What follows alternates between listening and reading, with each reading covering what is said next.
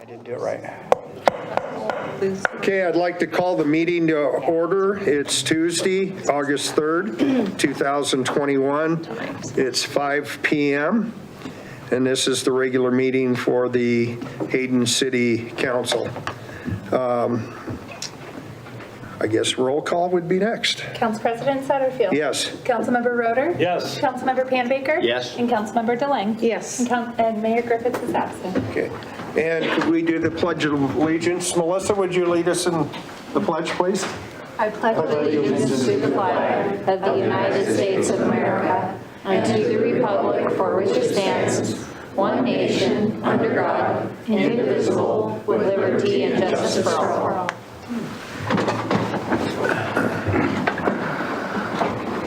Okay, any additions or corrections to the consent calendar? Okay, hearing none, we'll go through the consent calendar. Okay, item A, approval of fiscal year 2021 third quarter treasurer's statement. Item B, approval of engine rebuild for Cat Grader. Item C, approval of Banks wedding permit application and loudspeaker use request. Item D, acceptance of infrastructure for Property Brothers minor subdivision. Item E, acceptance of infrastructure for Cricket Estates, first edition. Item F, ratification of National Night Out event permit application, loudspeaker request and support agreement. That's what's going on right now.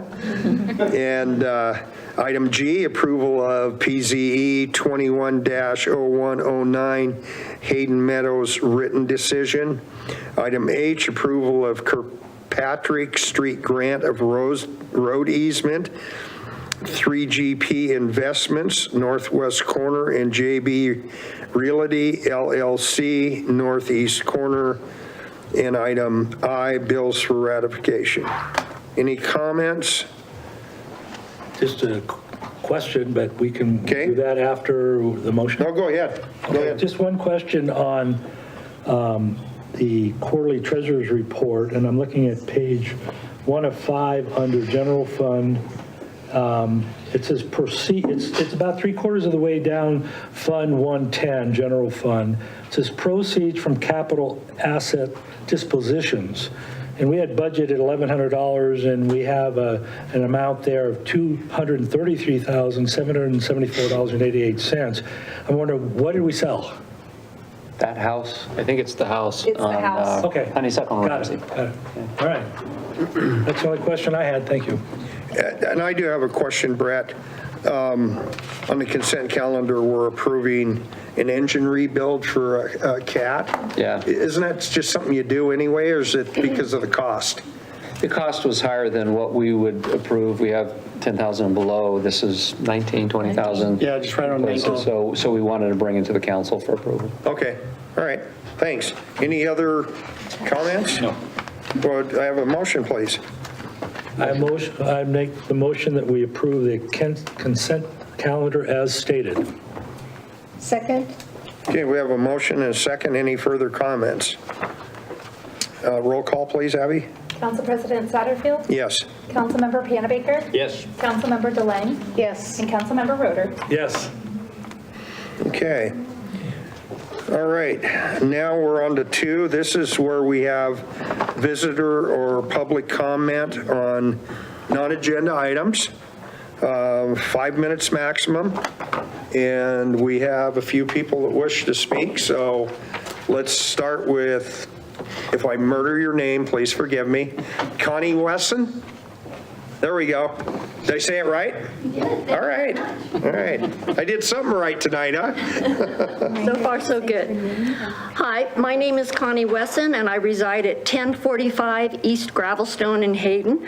My concern today is losing the quality of life we have on our current residents and the incoming residents of the city of Hayden, due to increasing the density, which at this point in time, they at points talk about going going to 20 dwellings per acre, we will lose that small town feel. I'm unclear as to why the city sent a very confusing rezoning letter to about 1,700 plus homes. Going forward, this would increase the density without public hearings. I'm asking, would this increase the density without public hearings if that's passed? How often in the past were zoning requests made? Is it necessary to rezone such a large amount at once? I believe there is a fee when one requests a zoning change. Is the city doing away with that source of income by doing a massive undertaking like this? Once that density has been increased, the building begins and there will be no turning back on that. The next thing is, we have a precious natural resource in the aquifer. Building densely will not preserve this resource. Around the country, we are seeing water limitations and loss of water sources altogether. Even locally, some of the cities are limiting water use and times to water. Once the aquifer is compromised, there will be no turning back. Our infrastructure is already bursting at the seams and our services are being overwhelmed. Increasing our density is not going to improve these issues. Growth needs to continue, but at a thoughtful rate and not with high density. Otherwise, we will lose our current quality of life, our hometown atmosphere, and there will be no turning back. I thank you very much today for the opportunity to speak. Thank you, Connie. Connie, did you happen to come to our open house the other night? Yes, I did. Good for you. Thank you for coming. Okay. Susan Edwards.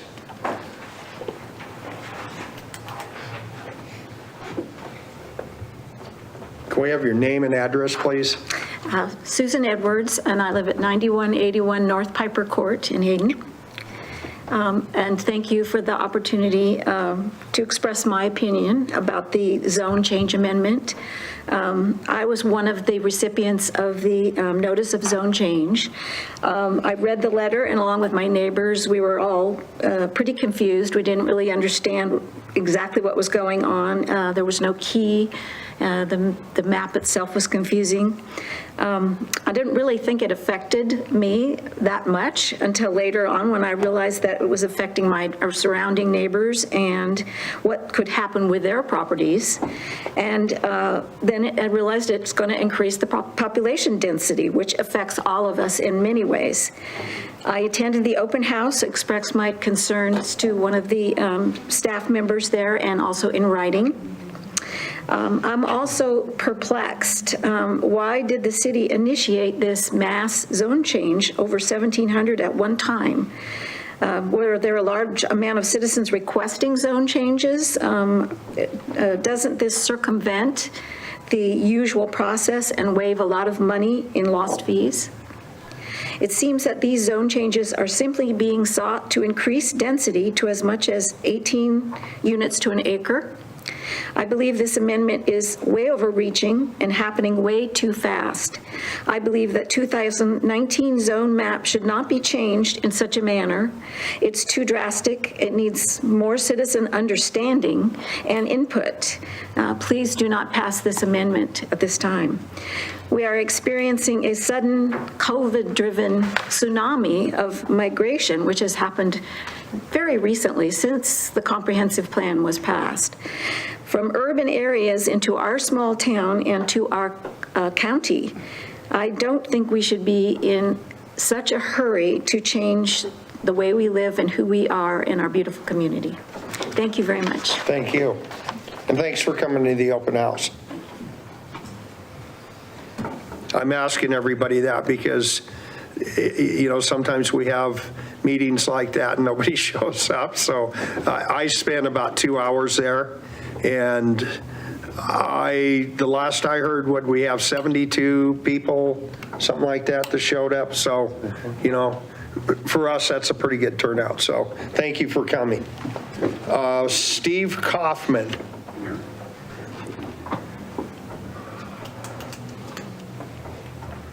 Do you live by Gary Cuff?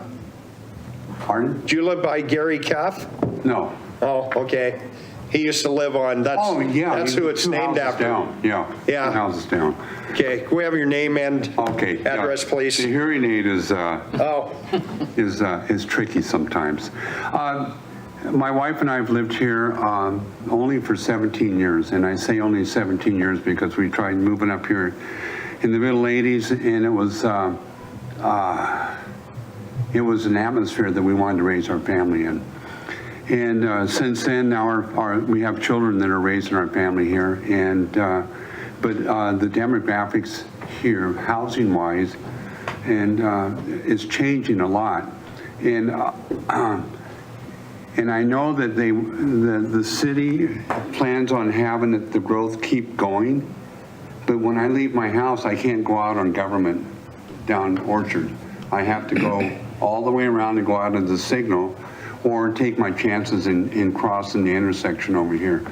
And every time it seems like you mention that to somebody, well, that's the road department's problem and not the planning portion of it. And we've seen Hayden Lake change dramatically. And it used to be just a gravel area down there to park in. And then they paved it, and then they started putting in all these little curves to keep people from driving into the lake, and at the taxpayers' expense. And in spite of that, these people that are intoxicated still find their way. So, and we watched Government Way being redone, and watched a few businesses go out of business. So I see people saying, well, we should do this and we should do that. And we see all these people that are moving in. You drive on the prairie, and there was a time during the wintertime when you barely drove out on the prairie. And now they have so many apartments out there, and the density is just going nuts. So I don't see the advantage of putting quiet neighborhoods and putting apartments in when people go in and tear out a house and put an apartment complex in. And I know I don't want that happening in my neighborhood, because that's the reason I bought in my neighborhood, was because it was quiet, and I liked it that way, and I still like it that way. So, you know, doing something after the fact and complaining about it or bringing it to the council's attention is way too late. And so I think that that's the reason that these people are here to express the fact that they don't want it to change, you know, and I'm the same way. I don't want it to change. And some people say, well, you know, you need to live close, you know, want to live closer to work, or have your children be able to buy in this area.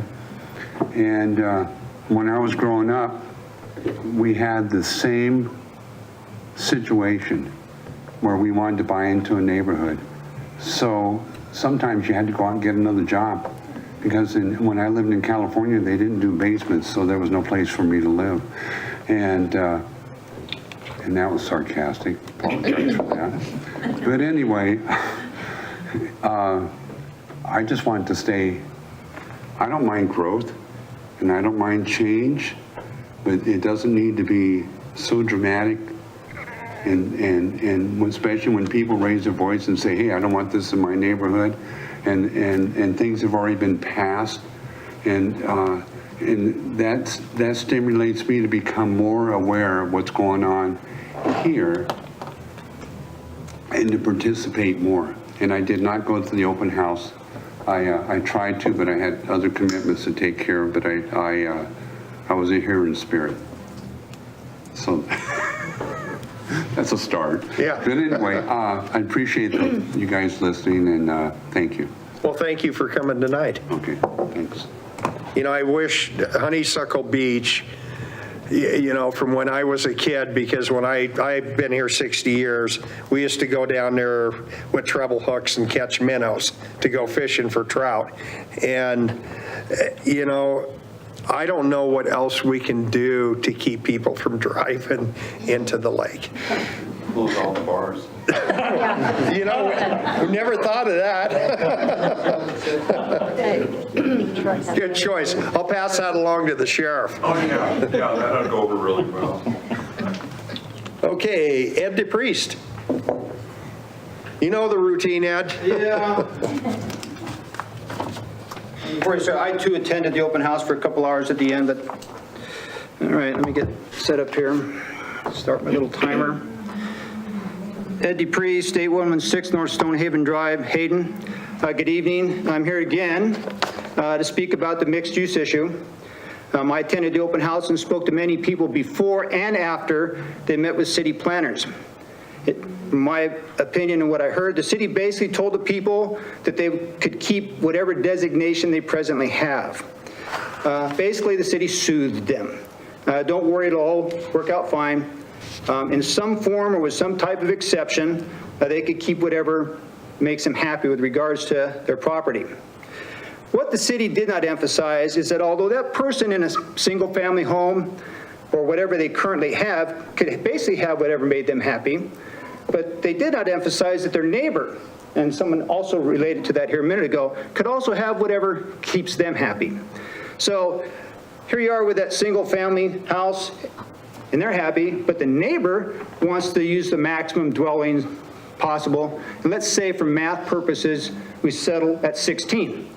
So that single-family home there has the neighbor who wants to put 4 dwelling units on their quarter-acre lot, and now you have that, and maybe on the next side, and before you know it, in that one lot, that single-family home has a house next to it with 4 dwelling units with, what, maybe 8 to 10 people, 8 vehicles, and a much different dynamic than you have in a single-family neighborhood.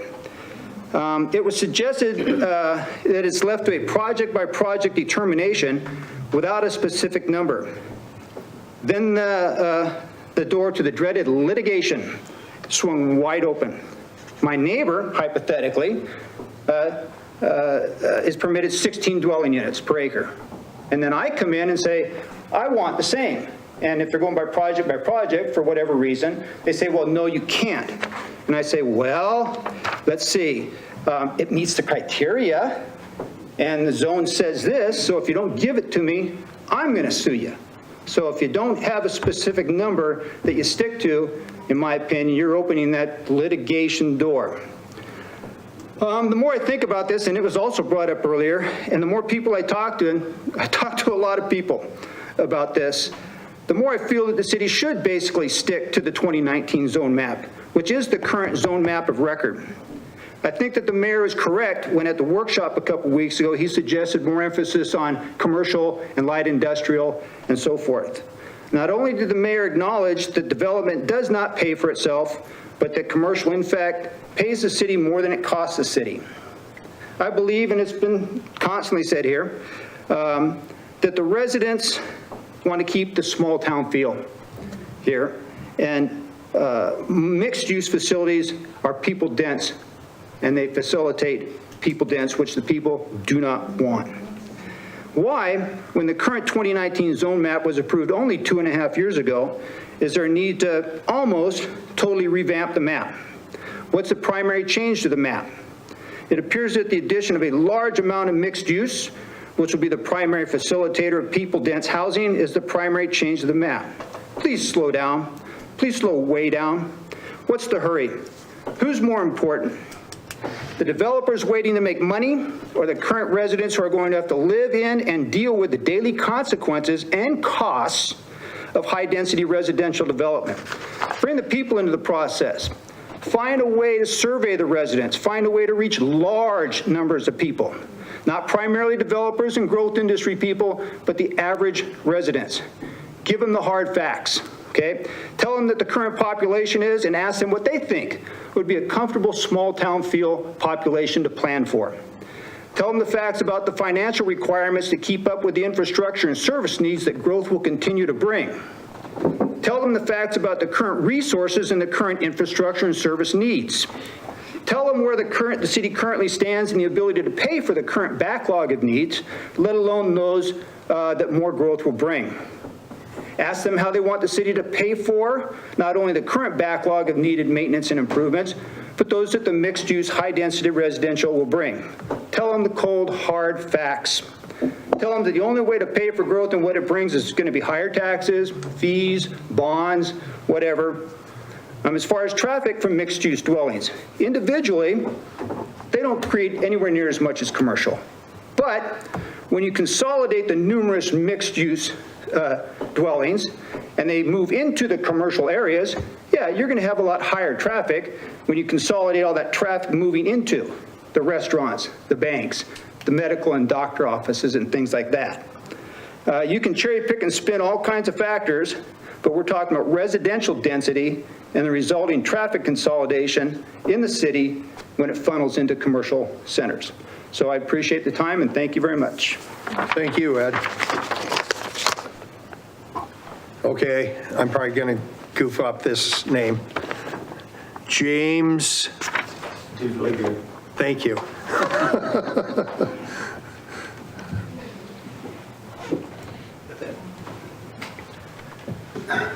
Could I get you to repeat your name and address, please? The name is Jim DeVilliger. Let's see, yeah, that was the old address, 11377 North Drover Drive. I had the pleasure and the opportunity to speak to you at the last council meeting, and we attended the open house, even though we weren't specifically invited because our property wasn't included in the affected area of the zone change. But I got word of the open house anyway, so we attended, and it was interesting. My purpose for wanting to speak essentially has already been addressed by the previous speakers. The major concern that we have, we selected, when we moved here a little over a year ago, we selected Hayden because this is a neat small town community. What a great place to raise our grandson and for our daughter and son-in-law to be able to become part of the community. For my wife and I, life is pretty much over other than, we're enjoying the fruits of our labors. So, but we have history. we come from a place that was a small town. Developers that come in have no interest in the standard of the community, of the existing community. What they are doing, they see an opportunity. Hayden is a hotspot. From Oregon, we have a group, an investment group, that says, okay, well, if we get enough money put together, we can go to Hayden and develop a fantastic development. Well, the one coming up is only phase one, and that's 137 homes. No big deal, we say. That's on, not a tremendous amount of density. But I had the opportunity, just roaming the internet, coming across the public hearing on that deal through the Planning Commission. Some of the findings, or some of the results on that, you've got two more exits. Jim, I have to interrupt you. Yes. You can only talk about non-agenda items. That's on the agenda tonight? Yeah. I'm sorry. Yeah. I apologize. No, don't. Okay. That's fine. No. Back to the general nature, if I can backtrack. As developments occur, being large or small, with our current established procedures or allowed processes with incentives, we can have a small development of 8 units. And if there's some, some money that changes, not money, but some other benefits that are put on the table, well, we can maybe increase that to 13. So what was basically a good solution for the community of 8 units on this development suddenly becomes 13. So we get this exponential expansion of development. How many more of these little developments are going to be done that way? Developers don't pay their way. If they did, we wouldn't be facing an increase in sewer fees that's going to be addressed in the upcoming council meetings. So anyway, please consider stopping this process.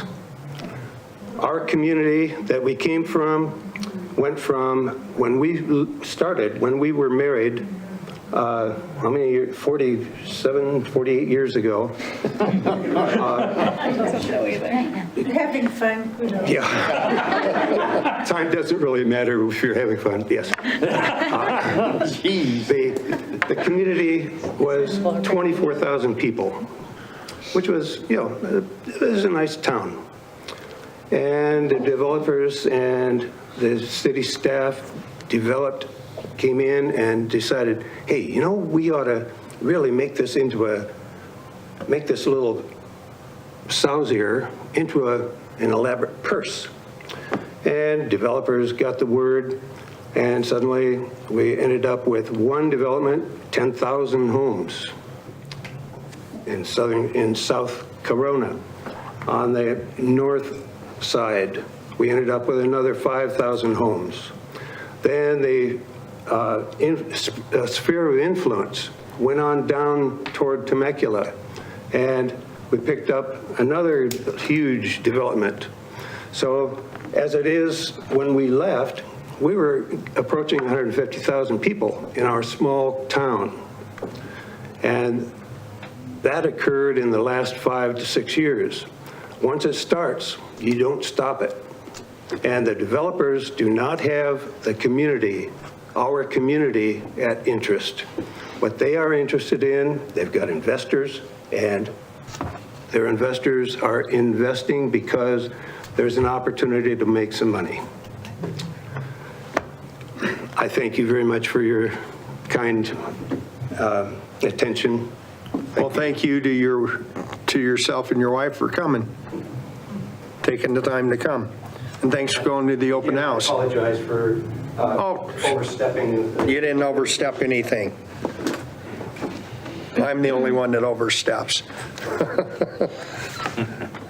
Okay, thank you all for coming and speaking.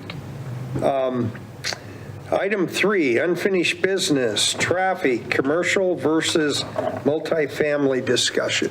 Yeah, so I do have a presentation, but I don't necessarily have to go through it. I sent this memo to you. It was basically after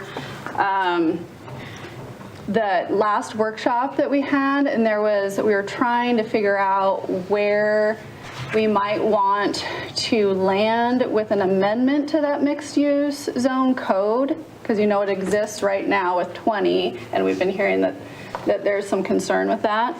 A lot of the discussion kind of centered around the perception that multifamily generates a lot of traffic, and so I was curious about it too, so I went through the trip generation manuals that we have upstairs and had Rob, our city engineer, check through everything, and it was really just more for an information thing to show that if you really want to focus on commercial development, I think we need a mix, but the commercial development is probably more likely to generate more traffic than the multifamily. If that was a perception, I just wanted you guys to have that information. So if there's any questions, I'll be happy to answer, but. It really surprised me. I would have just made the assumption. Right. And I didn't know really right off either until I went and kind of looked at it. And the city engineer said that he'd seen that kind of analysis before. So I was like, oh, okay, well, I wondered. So I ran through the numbers and thought that might be interesting information to share. Jerry, do you have any questions? Okay. Dick? Not right now, thank you. Matt? Well, just a comment. I think that's a generalization that is made by some kind of scenario, but like Some for kind of- example, What do you think? Some kind of scenario is what you said, Matt, right? yeah, I said this conclusion is based on some generalities, not any specific situation, correct? So what I did is I looked at businesses that existed in Hayden's downtown core, and I took the size of them and the size of the property, and I took some averages, and then I went through the trip generation manuals. So those manuals are what traffic engineers use to estimate traffic. So I don't think So you it was modeled- totally general, but You modeled a scenario. I don't understand the question. I guess so. Okay, so I guess my point is I look at Hayden Canyon, there's 1,500 houses out there, and so I'm thinking, well, how can you say that that doesn't generate a lot of traffic compared to some commercial? That's the issue in my mind is we have these large developments that are going in. I don't know how many cars they generate, but when you put 1,500 lots that will be developed, and that's been approved, that's a lot of cars. I guess that what I was showing is that if you had the same size of property and you developed it all out as commercial, or you developed it all out as multifamily, the commercial is probably likely to generate more traffic. If you had the same size of property. So do we have anything to compare to the Hayden Canyon as far as a commercial area to compare to Hayden Canyon for numbers? Well, I could do the same analysis that I just did on something like that. Yeah, I don't know, is there a area of commercial that's that big that you can compare? I mean, I'm just trying to wrap that around my brain, and I'm just going, well, my problem that I have is density, large developments, more people, more traffic, more costs, and we can't afford to pay for it. No, that's my I issue. understand. And so that discussion, like, I just heard that a lot during our trying to workshop that mixed use code. And so I thought that this maybe would give a little more understanding to the issue, or the perception, I guess, because I didn't know if that were true or not until I ran through the numbers. So I ran through them kind of for my own benefit, and then I thought the results were interesting, so I shared them. Thank you. Well, Melissa, I appreciate you researching it, and I guess in my mind, whether it's a traffic study, density study, or whatever, there's always going to be differences. When they do these studies, they are in general. Yeah, I mean, this is the same data that's used for any traffic study. And I think you almost have to assume that. You always do. And what Councilmember Roeder's pointing out with Hayden Canyon, there are going to be exceptions to these rules, and with Hayden Canyon being as large as it is, that could be one of the, exceptions to the rules. I mean, it could, but I guess what I was showing is that if Hayden Canyon's area, all those hundreds of acres, were to be all commercial, it would probably generate more traffic. How many acres are actually going to be developed there? Do you remember? Is it like 500? Go, sorry. Do you mind if he answers? If it pleases the council, Brian Kavanaugh with Stafford Development Company, 8840 Southwest Holly Lane, Wilsonville, Oregon, 97070. Hayden Canyon contains 610 acres of the original PUD that was approved. The zoning, the base zoning in Hayden Canyon is 2.5 units per acre, so it is the lowest density that the code allows for, the current code allows for, and that is how it was approved. There were 1,800 units and change that were approved in Hayden Canyon with the original PUD, but the actual allowable density is only 1,520 units. Those additional 300 units that could conceptually go in can only go in if they are built in connection with a workforce housing, which would then be administered by an NGO. Sure. Okay, thank you. I have a question, because this is brought up, and I'm not sure I understand it either, because you're saying there's like 2.1 units per acre out there, but if you took out all the open land, open property that is part of that PUD, and just look at the lots and the area lots, doesn't that number go way high per acre? In other words, I know if I got it correct, and I've asked this question before, and I didn't get it. That's why I'm asking again. And you know this stuff, I don't. Is that I heard it's, if you look at that, well, it's a good development because there's only 2.1 units. 2.5 units per acre, but if you take all the open land and you take that out and you look at the land that actually has the lots, home lots on, how many lots are per acre with just the land that can have houses built on? I can tell you exactly, it's 40%, because the land use approvals that Hayden County is subject to require 40% of the land area to be set aside as common open space area. So, if I may, excuse me, so your 2.5 calculation includes all the open space, correct? That is correct. So Caitlin, would this discussion be better? If you get to the point where you want to talk specifics on Phase 1E, I would say, yeah, it needs to be included in the context on our next section. Yeah. The discussion on, I think, connecting the dots on the traffic generation is just that for 1,500 dwelling units, that's an easier number to go with. Okay. Well, what would that be? You know, if everybody's got 2 cars. I don't want to keep anybody from talking. I just want to make sure we do it right. No, I think that was the discussion of trying to compare, not trying to put words in Councilmember Roeder's mouth, but trying to compare a large residential development with a large commercial one, and how do those numbers compare, and are they the same or are they different? And like Melissa said, just using the trip generation manual just gives different types of developments. Like in her memo, she uses a drive-through bank as an example, just a different type of, commercial use. I just looked at, businesses that were in this kind of downtown core, because that's the examples that Donna was using in the workshop, and so I was just kind of looking at that.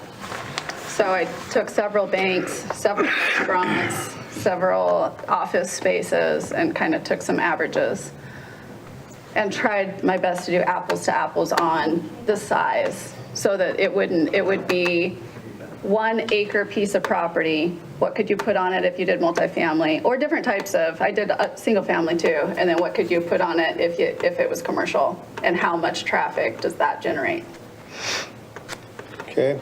And to confirm, Council, as applicant for Hayden Canyon Phase 1E, I have no objection to the current course of conversation. Okay, so if I may, if you took the 40% out of the total acreage, put that aside, which just leaves you the lots that will be sometime built, residential construction will be done on that, how many units per acre does that represent? It's about 4. I just took the 610 and took 60% and then divided that by 1,500. It's about 4. Okay, So it's still not a very dense. When you take out the streets and the right-of-way, 10,000 square foot lots. okay, so it's about like an R1 type of, even though it's not. Right. Yeah, okay. But Correct. the important takeaway from here is, regardless of whether it's 610 acres with your typical 25%, 20 to 25% set aside for public right-of-way, or it's 410 acres, it's still the same trip generation, because it's still based on the complete area density. We don't change the trip generation results by increasing the open space availability and protecting the environmental areas in there. Thank you. Okay, under new business. A, PZE-21-0094 Hayden Canyon, first edition, Hayden Canyon PUD, Phase 1E preliminary plat request.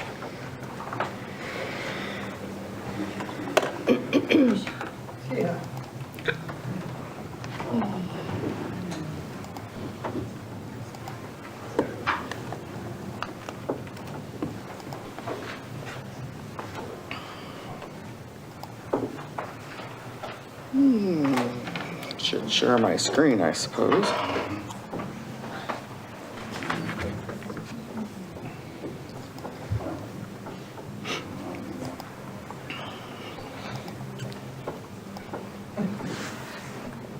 Good evening. I could eat.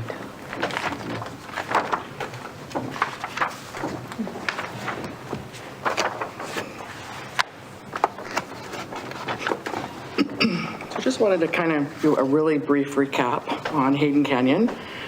So in the fall of 2005, Hayden Canyon held a public hearing to amend the comprehensive plan and annex into the city of Hayden, and that comprehensive plan amendment was denied in 2006. Hayden Canyon went back to Kootenai County to try and develop within the county. However, the county indicated the development was urban in nature and within the city of Hayden's area of city impact and referred them back to the city of Hayden. In January of 2008, a community planning exercise was held to provide affected public and private agencies an opportunity for collaborative review and comment on pending annexation applications in order to facilitate effective growth management. Topics included transportation, sewer, water, dry utilities, parks, schools, airport, public safety, and emergency services. In 2008, Hayden Canyon applied again, and public hearings were held with planning and zoning and city council with follow-up meetings with city council, and the property in the yellow hatched area that you see here was annexed in 2009. Hayden Canyon Land LLC had requested a preliminary PUD in 2005, amended the request in 2007, and resubmitted after the annexation in 2009. A second interagency meeting was held, and the preliminary planned unit development was approved in 2011. The final PUD and first phase of the subdivision were approved in February of 2013, and the master development agreement was recorded in 2014. And then amendments to the annexation agreement, the final PUD, and the master plan were approved in 2019. And the planned unit development has a completion date of 2029. That's just a brief recap. So this is the Hayden Canyon subdivision in its whole, the Hayden Canyon final PUD. Phase 1A has been approved and is under construction plan review at the moment. So it has received preliminary plat approval. And tonight we're looking at sub-phase 1E that's south of Lancaster. So again, north is to the left. And that kind of shows you the phases. It also shows you how the open space was kind of divvied up, because part of the amendments that came forward were to address which open space areas would be associated to which of the phases to ensure that all of the open space got platted according to the phase that it kind of went with, to get the acreage to work according to the master open space plan agreement. So the owners are Stafford Holdings LLC. I think Gordon Root is on the call if you have questions. The developer is Stafford Development LLC, and you've heard from Brian, he's around here somewhere. The applicant and engineer of record is Storhog Engineering. The lift station engineer of record is Steve Cordes from Welch Comer and Associates, and the traffic consultants are Bill White and Robin Lashberg from TO Engineers. So today's summary request is for 2 lots. It's a residential development south of Lancaster to include open space, tracks, and private alleys, 37 plus or minus acres, and open space per the master open space preservation agreement north of Lancaster Road, 12 plus or minus acres are kind of attached to this. So in this, per the PUD approved final PUD design, includes 33 large neighborhood house lots, 37 neighborhood house lots, 32 cottage lots, and 60 townhouse lots. So again, just trying to get your bearings. Here's the property that's to be developed. And this is kind of the area of where the open space is as part of that whole open space, 200 plus acres of open space area. Question? No? Okay, just making sure. So this is the proposed plat. This one actually, the preliminary, the plat came in, we wanted to have them kind of shift this road. We like this one because it's full of colors. So, but this road is proposed to be shifted to the north a bit so that the north portion of this road lines, the north portion of the road lines up with the south property line of the lot that is here. So that it lines up better with those property lines. So it is shifted a little bit on the preliminary plat that was proposed, but this kind of shows a conceptual in color of all of the green space tracts, the buffer space that's surrounding the property. And then the lift station, they did a kind of an update to the sewer master plan within Hayden Canyon, and were able to realize that they could reduce the number of lift stations if they moved the lift station out of phase 1A and into phase 1E. So that's been moved as well. So the standards of the subdivision approval are in a staff review and in the written decision from the recommendation of the Planning and Zoning Commission. And we're going to kind of go through them in summary here.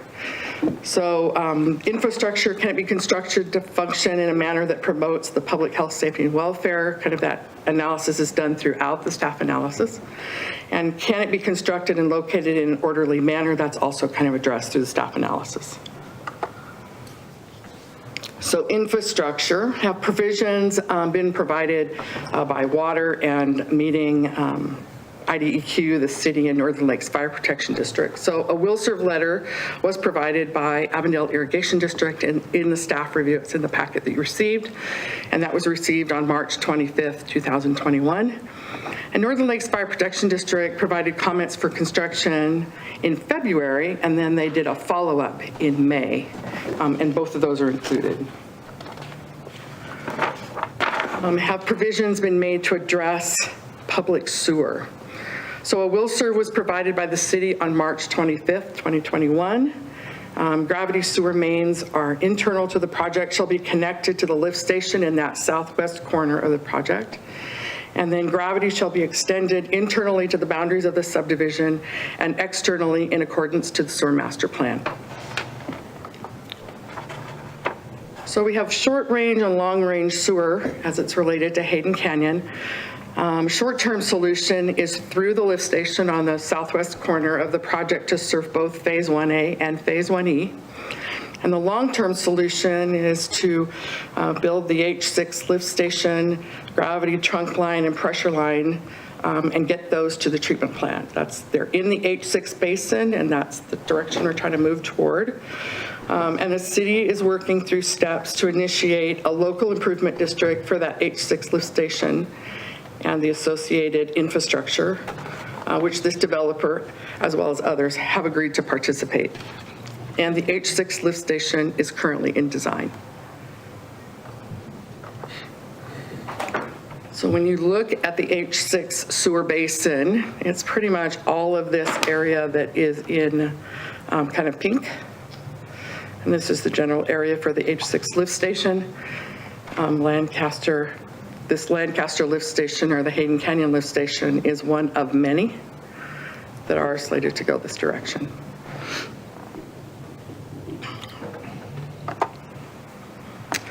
So I'm going to back up really briefly Emerald Estates lift station is a lift station that we're anticipating that at some point in the future that the Emerald Estates and Pineview Estates septic systems may get to the point where they're going to have to connect to a city municipal sewer system. And as part of in our area of city impact and as part of, conscientiously paying attention to the fact that that's coming forward, one of the conditions that staff is proposing is that in the frontage of the Phase 1E and in the ditch, basically the same ditch as the pressure line from the Lancaster lift station north and across, that we would put an additional pressure line, that pressure line that this lift station would eventually connect to in at the same time as similar to what we do when we put in, when developers pass property and we ask them to put a stub into property in the future in order to ensure that we don't have to dig up government way again at some point in the future. It kind of is a cost-saving measure. So that's what this is about. We would put the pressure sewer main from Pineview and Emerald Estates along the North Government Way. Shall follow the same alignment as a lift station with Hayden Canyon. We'll do it as a deferred stub to be reimbursed back to the city once the lift station in that area is constructed and connects to it, similar to what we do with other ones. Reduces the costly impacts on future roadways. So then what about snow storage and stormwater? So stormwater and snow storage shall be reviewed at the time of construction plan review in accordance with Title 8. And stormwater drainage agreement shall be addressed in conformance with Exhibit G of the Master Development Agreement. There is an actual stormwater maintenance O&M agreement and requirement that was part of the Master Development Agreement for the whole project, and they would be required to follow that as well. Have adequate provisions been made for streets that are consistent with the adopted transportation plans, ITD, adjacent jurisdictions, and local highway district requirements? And then what about cul-de-sacs? And so the transportation study that was on the website instead of attached in your memo, because it's really lengthy, and that was noted in the memo that I sent to council, was available for your review. And then Melissa provided a memo that identified 2 intersections which would be impacted by this development along Government Way. And so when you're looking at what they're required to construct, again, this is going north. You're looking north on this thing, and to the right is Hayden Canyon, and to the left is New Leaf Nursery, as an example. Talk with my hands. So they would be required to construct their 30-foot landscape buffer in front of the Hayden Canyon, the swale area, the sidewalk and path area, this swale. And then they're also required to construct their half width of Government Way, which is the bike lane, the lane. A 2-way turn lane was identified as a requirement that would happen at some point in the future, but we agreed that it would behoove us to get that done now instead of waiting until completion. So they'd have to get that 2-way turn lane constructed as part of their requirements as well. Looking at the costs associated to the impacts to those 2, the mitigations for those 2 intersections, it's kind of a, how do you address that? Or do you get the rest of Government Way constructed so that you've got a fairly built section? And so they're constructing the bike lane on the west side of the property, and then depending on how the numbers work at construction, we're looking at having them put in the pedestals for the traffic signal at Government Way and the conduit, so that would, so we don't end up tearing up Government Way again. Again, trying to get that infrastructure in and not having to rip up newly constructed infrastructure. So I hope that made better sense than the last time I presented, because it didn't make a lot of sense the last time I did it. As part of the application, they supplied a geotechnical report that identified the types of soils and fill areas which exist today. So for those of us that have been in the area a long time, we know that that property was used as a fill area for many years. And so the geotechnical report actually showed that in some places it's like 14 feet deep of fill. And so you don't get buildable lots on fill areas. So that all needs to be remediated prior to the subdivision construction to ensure that they have buildable lots and we have good bedding under the roadways and the infrastructure. So as part of the future, we'll need a new geotech report shall be provided to ensure that the structural fill has been placed correctly, that the swale areas shall drain appropriately. So we don't want a lot of solid structural fill in areas that are swales because we don't want to make ponds out of them. We want them to drain and be treated. And then with every subdivision over prairie gravels, we allow them to propose a different road section to address that as well. So if you have questions about that, Alan can answer those better than I. Street requirements and landscaping. So the internal street shall be constructed per the master development agreement. As far as the final plan unit development, all of the streets within Hayden Canyon had specific street sections that were approved with the final PUD, and they'll be following that. Street frontage landscaping shall be installed at the time of building permits internal to the project. Landscaping associated with the green space tracts, the joint stormwater swales, the PUD buffer, all of those shall be constructed and required as part of the subdivision phase, and that irrigation shall be responsibility of the property owners, and structural maintenance shall be responsibility of the property owners association as well. Green space tract shall be deeded to the property owners association. And the reason that's called out is because when I first started working here, when you platted a plat and it said these green space areas are hereby dedicated to the property owners association or the homeowners association, well, when you platted it, it happened. And somewhere in the last 5 years, plus or minus, that stopped happening. So we had all these weird green space tracts floating around that weren't going where they were supposed to be going. So it's actually a deed that has to happen now to make that happen. So learned something along the way here. So this is an example of an internal local access street. It's a two-way street, again, with that park strip area, sidewalks, and then properties with those front yard setbacks and the easement areas. So again, you know, the plan unit development had timing that was associated to the first plat that was recorded and then various subsequent plats that were recorded. And so subphase 1A had requirements that were associated to it, and then it had requirements that were associated to phase 1E. And one of those requirements is that at Lancaster Road, where Genesis Boulevard crosses the road, that we'll have a pedestrian crossing with advanced warning to go in. And so as a part of those two that are in process now, there'll be an actual pedestrian crossing that will occur to basically connect both parts of the plan unit development together. Bus stops shall be coordinated with the school district at the time of construction plan submittal. So in relationship to parks and open space, again, that's that timing component of the first plat. So the first plat that gets recorded will take all of Hayden Canyon. It will plat it according to the phases that were identified in the master development agreement and their associated open space. And it will plat it so that the city of Hayden will get the 19 acres of community park land that is identified throughout everything from the annexation agreement forward.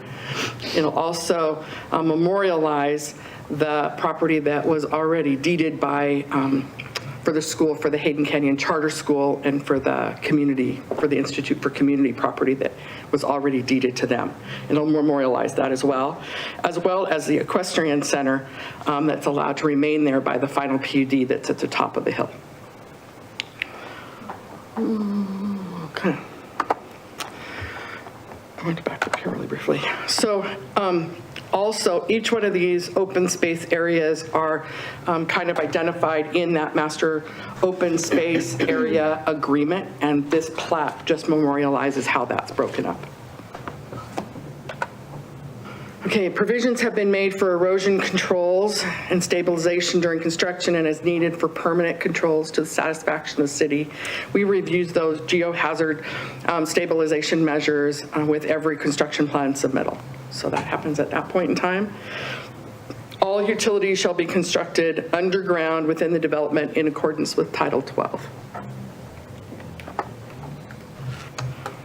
Chapter 7 just asks if it's in conformance with the code of, or the zone of the requirements, if it's in conformance with the code related to the zone that it's in. And so currently, it's in the single-family residential R1 zone, which provides for that classic Hayden neighborhood where smaller single-family home lots are permitted. It's important to note, however, that this is a planned unit development, as approved and established, the types of housing, the commercial uses that were allowed, the sizes of the lots, and the setbacks, et cetera, those were all approved with the final planned unit development.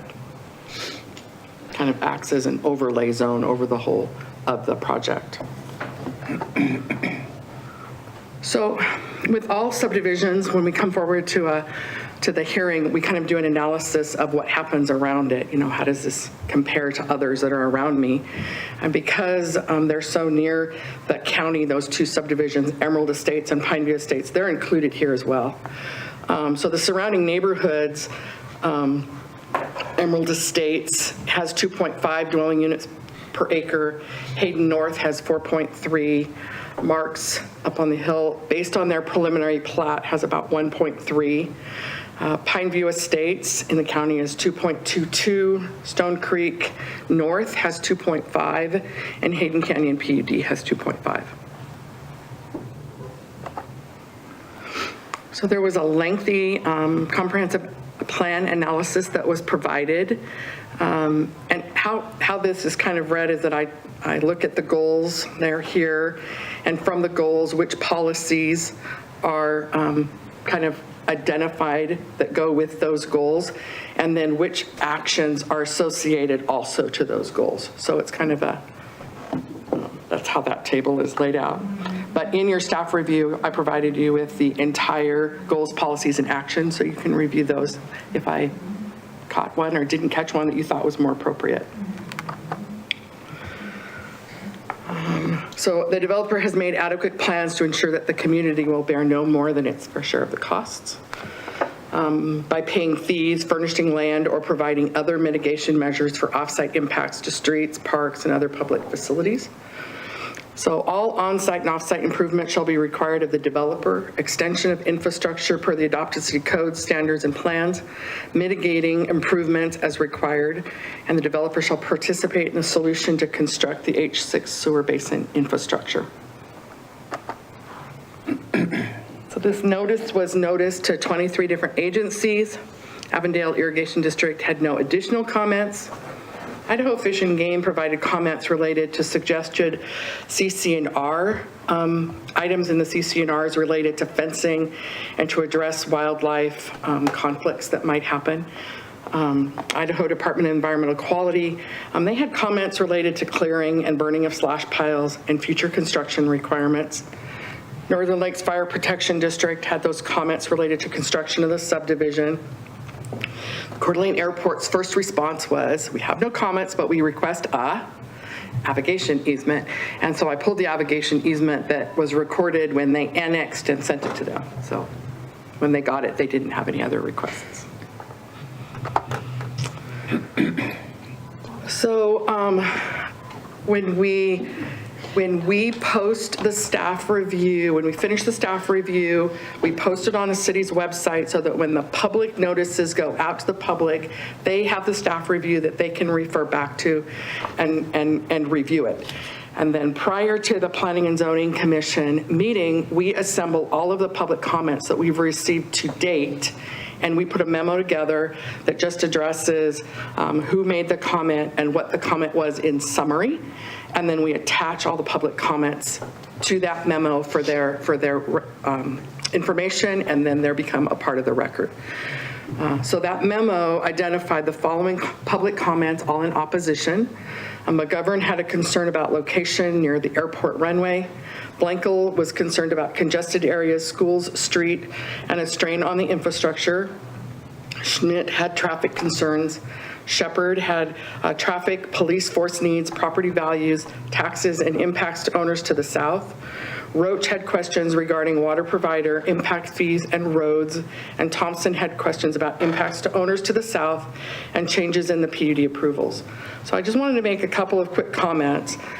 In those 23 agencies that we noticed for the agency notices, we've noticed the Kootenai County Sheriff's Office for every single land use action that we bring forward that has a public hearing component. And you have seen how many times they've commented. There are no changes proposed in this request from what the final PUD approval was. So I just wanted to make those two comments. And then we didn't receive a comment back from the school district either. So staff recommended conditions of approval starts on page 18 of the staff review. Again, these are totally summarized in nature, and what's in the staff review is the full condition. So general conditions of approval are dedications and easements on the plat, those joint stormwater requirements and easements, maintenance, et cetera. Permits from outside agencies are always required. So Panhandle Health District, Idaho Fish and Game, Idaho Department of Environmental Quality, Avondale Irrigation District, Idaho Transportation Department, because they have a right of way to get under the highway, and Northern Lakes Fire Protection District. All approvals run with the land, no matter the ownership.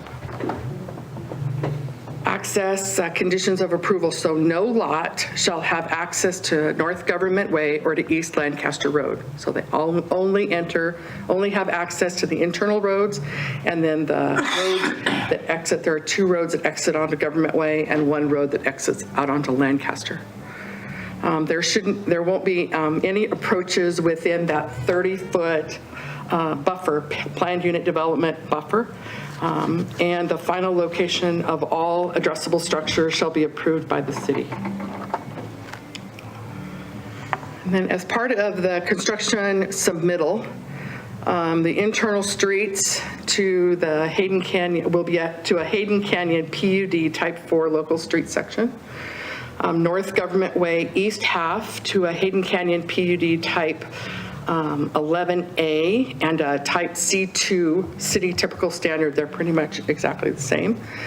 The developer shall be required to construct the turn lanes as required by the warrant for the approaches to the subdivision, and the west bike lane shall be constructed per condition number 6.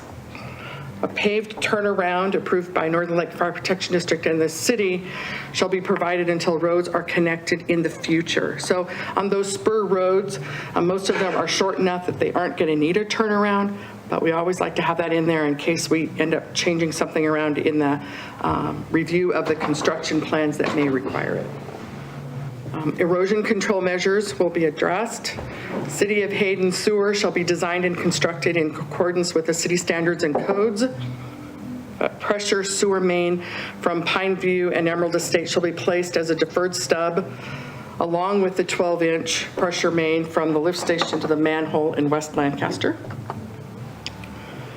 Concurrence as to the locations of mailboxes shall be required at construction plan submittal. A note shall be included in landscape plans to identify the dry grass mix to individual lots and the installation of irrigation as required landscaping. That stormwater drainage agreement per that Exhibit G of the Master Development Agreement shall be entered into regarding operation and maintenance and stormwater areas. And no fences shall be allowed in joint stormwater areas. And then the PUD buffers, green space tracts, and joint stormwater areas shall be constructed as conditions of the subdivision, and street tree placement individual swales shall be constructed at the time of building permit. Street lighting shall be included within the construction plan submittal and shall be consistent throughout the PUD, but we recognize that that sometimes isn't always able to make those exactly the same, especially with the ability to get street lights. So lighting may change based on the type of use and/or availability of those lighting structures. An ADA requirement shall be met on all pedestrian crossings. So again, that condition about that west bike lane. So per the June 18th, 2021 memo from Melissa Cleveland, Community Development Director, the developer shall construct the necessary widening on North Government Way to have a functioning two-way left turn lane, the bike lane on the west side, and possibly place the southeast and southwest signal pole foundations and their conduit. We recognize that those costs may change between now and the actual construction plan approval. So the final scope shall be determined at the time of construction plan review. So the site mitigation, that mass grading plan shall be required as part of construction plan submittals to show the cuts and the fills that they had to replace and to identify the grading impacts and subsequent on subsequent and abutting phases. And that updated geotech report shall be required as well for those newly placed structural fill, the swale areas, and then the roadway areas as well. So then those Phase 1A has a lift station that's required to be constructed. So the lift station that's in Phase 1E is really an off-site improvement for Phase 1A at this point. So that Hayden Canyon lift station, the gravity lines and the pressure line have to be approved and accepted by the city prior to the final plat or acceptance of infrastructure for both Phase 1A and Phase 1E. The developer shall be required to fund sewer system maintenance on all mains greater than 8 inches until adequate flushing velocities have been achieved. And then again, that timing component that we talked about previously. So those conditions of the first plat as identified in the Hayden Canyon Master Development Agreement, if Phase 1A doesn't plat first, will become the responsibility of Phase 1E to do. Whichever one plats first, they have to meet the requirements of the planned unit development. So the Planning and Zoning Commission recommended approval with staff recommended conditions of approval by a unanimous vote. So the City Council may approve with conditions, or deny the request for preliminary plat approval. Do you have any questions of me? I do. Or A number of things. One, I'm glad you caught it because on the corner of Government Way in Lancaster, the lot that you're talking about there, we've been watching fill put in there for the last 30 years that was dubious at best. And I remember 20 years ago at the county, somebody came to us with wanting to build on there, and that was one of the big things that held them back. So that's something that definitely needs to be looked at, and certainly you wouldn't want to build on it the way it is. The other one, you're talking about running the sewer past Prairie View and Emerald, and they're not in the city limits. And now there's one of the situations that the city has that's tough for us because we have pockets of growth or subdivisions like that use our streets, use every city facility and use all our stuff and pay nothing into the city coffers. And our levy rate is so low that it's been really difficult for us to make some of this stuff pay. I know it's easy to throw grenades over the wall and say you guys ought to do this, but we ain't the kings and queens here. We have rules to follow and a limited amount of money to deal with. So has there been any discussion or is there any need for us to do something with Emerald Estates and Prairie View as far as annexing into the city? Has there been any talk about that? The other one would be the school district. Is that Lakeland over there? Is that 271? Does Lakeland end at the highway? It's Coeur d'Alene. Okay, all right. Because they're on the north side of Lancaster from the highway over that way. I didn't know how far they went. Okay. So that's fine. Okay, thank you. You're welcome. I think. About the annexation? No, did you have a question? Was there a question in there? Okay, never mind. All right, go ahead. You're just going to tell me to shut up? Is that No, what? but you had a question on about the annexation. the Emerald Estates in Pineview, though. Yeah. Pardon? You had a question regarding Emerald Estates. Yes, I did. And that's come up before, because Yeah. one of our problems here, we have little pockets of subdivisions like that within the city boundaries, that, like the one up here on Hayden Avenue and some others. But Emerald and Prairie View Estates is the larger one that's in the county. And so it's been our goal to address that. It's a tough one to address because nobody wants to be annexed and nobody wants to pay taxes. But they're using our facilities and they're using our roads, so somewhere along the line, we need to fix that. I think the thought on this planning, though, because we did it also in our sewer master plan, is planning for if it needed to be connected to the city system, and that's Yeah, the we case planned here. for it. They're just planning for it needing to be Yeah, connected well, to if the our city sewer system. line's going right by the front Right. door, I mean, that opens some questions right there, because our ordinances require anybody within hookup area. Yeah, but they're not they're in in the the county, city. I know, Yeah, they're I know not in they're the not in the city. No, I think it's just a planning measure of if they needed to be hooked up to municipal services, we have it available. Yeah, and then we don't have to go tear up Government Way again to bring a sewer Right. line down. Right, makes good sense. Okay, thank you. Matt, do you have any questions? No? Jerry? Not at this time. I know you'd be disappointed, Donna, if I didn't ask you something. Is this community going to be gated? It's not in their proposal. Okay. Who's actually providing the water? Avondale. Avondale is, okay, because there was talk at one time of, North Kootenai?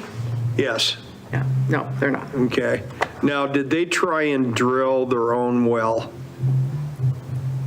Yeah, there's an old well on the property of, that Hayden Canyon owns on the north side of Lancaster, but that was in existence when they annexed.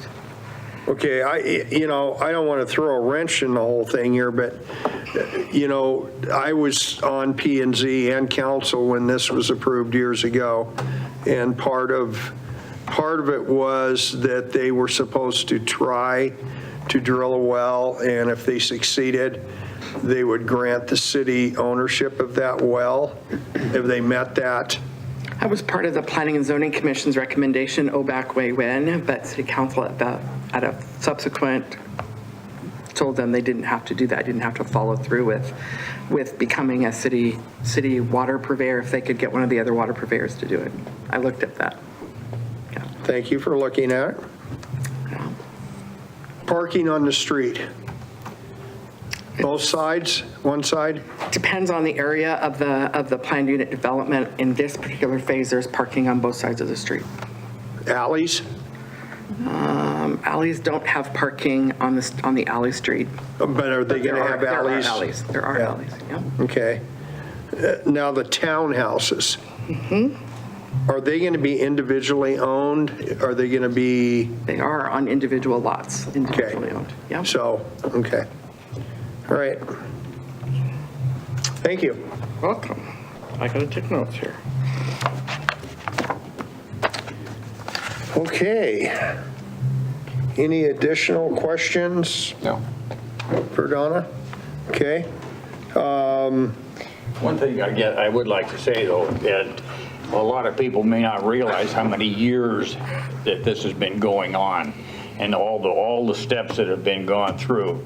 And probably, if that were to be proposed today, just brand new and straight up, there'd be a big uproar like what you guys are talking about growth and traffic and all this kind of stuff. But when that was proposed 20 years ago or whatever it was, that wasn't a problem at the time. So that's why the council at that time, and I wasn't on the council then, I was commissioner at the time.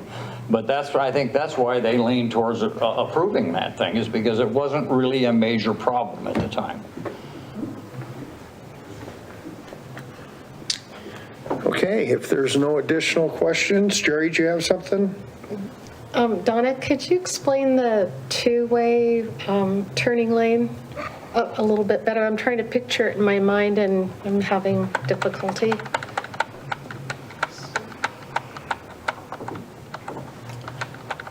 Oh, come on. Oops.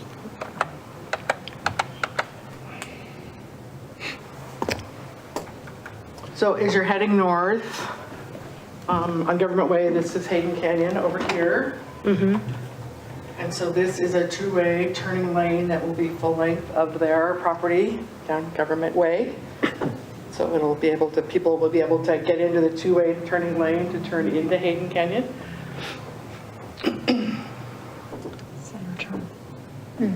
Yeah, like a center turn lane that you see on lots of roads that have a lane in each direction and then that center lane in the middle that you can turn left from either direction. Okay.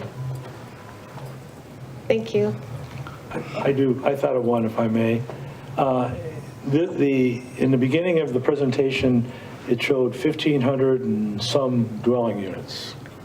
I don't know what that total number, that doesn't matter, but as long as it's about 1,500. My question is this the largest development that has been proposed and approved in the city of Hayden in its history? Have we had any larger than 1,500 at one? This is the largest land mass that we've had as a project size. So, yes. Okay.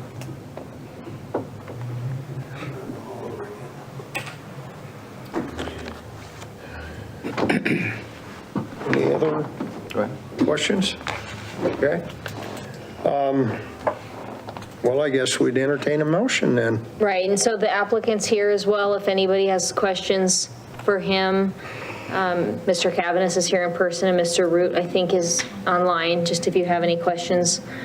The record's before you anyway. You don't have to ask them, but I just want to tell you that. And then, as a reminder, we don't take, since it's not a public hearing, there's no public testimony.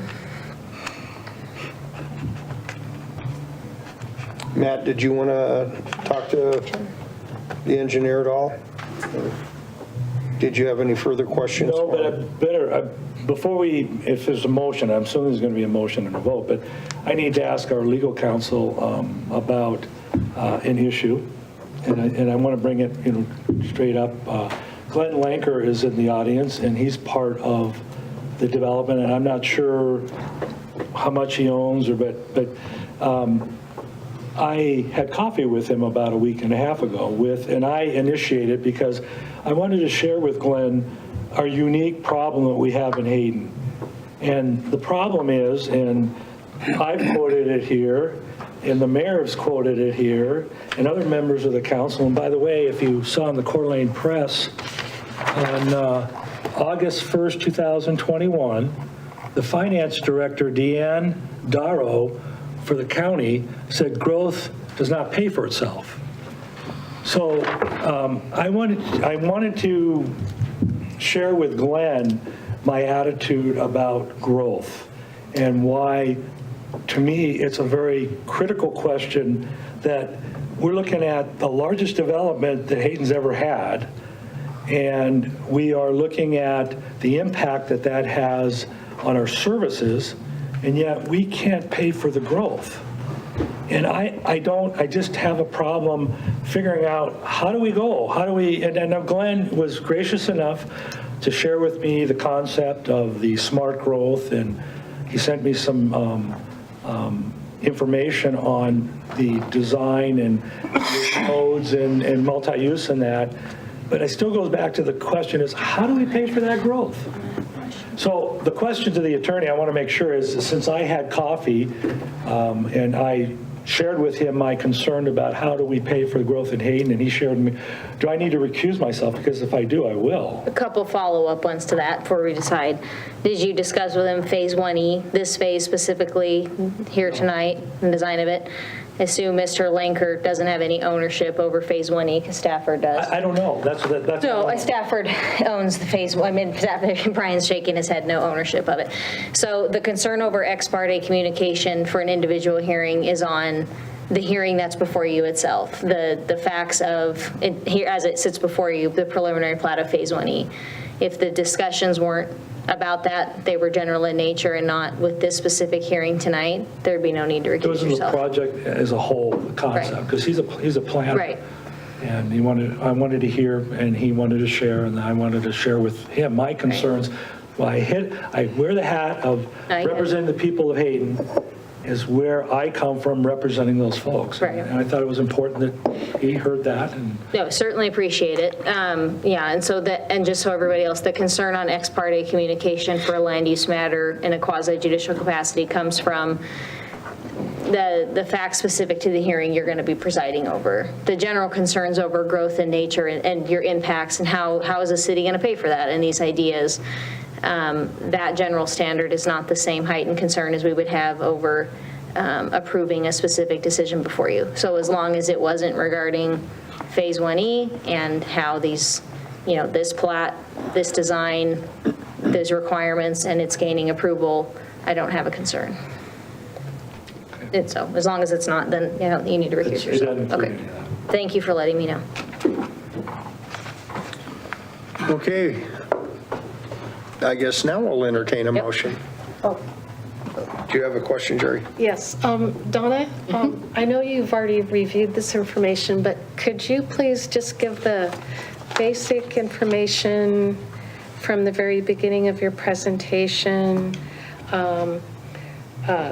The 2.5 units per acre, but with the acreage, in regards to this specific parcel, what the units per acre would be on this? Oh, we figured that out the other day, didn't we, Donna? I don't think she has it in her presentation. How big is this piece of property? I think it's in my staff 4.6? review, though. 35 acres, more or less. This is, the 4.6, so 49.56 with the open space. It's about 30. If you can find the numbers, Donna, I can calc it real quick. It's how many acres with the open space? It's 49.5 with the open space and 162 dwelling units. Okay. But I think it's also in the will serve letter that Alan did too. I don't know that I had the open space, Tom. So that's like 3.2 dwelling units an acre, and then if you take the open space out, what was the dwelling units again, 162? 162.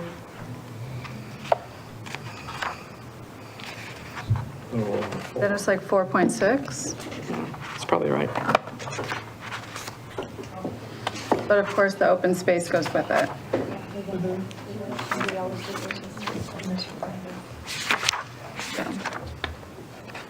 Yeah, that's probably about right. Okay.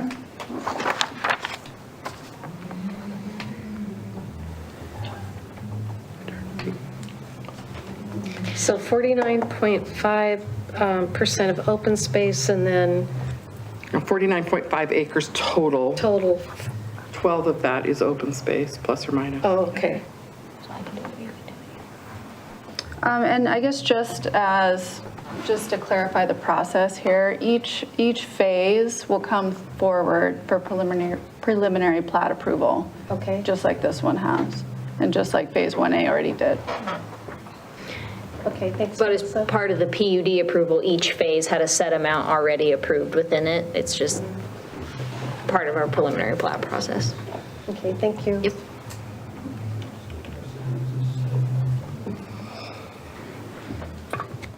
Okay. Entertain a motion.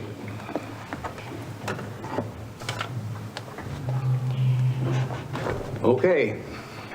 First of all, I think that they have obeyed the rules, they have complied with the law, they have gone through this process a long time, and to put a monkey wrench into this simply because we're having a problem with growth or whatever is not an adequate reason to do it at this point. This thing has been going on a long time, and they have done what they needed to do, and they have obeyed the law.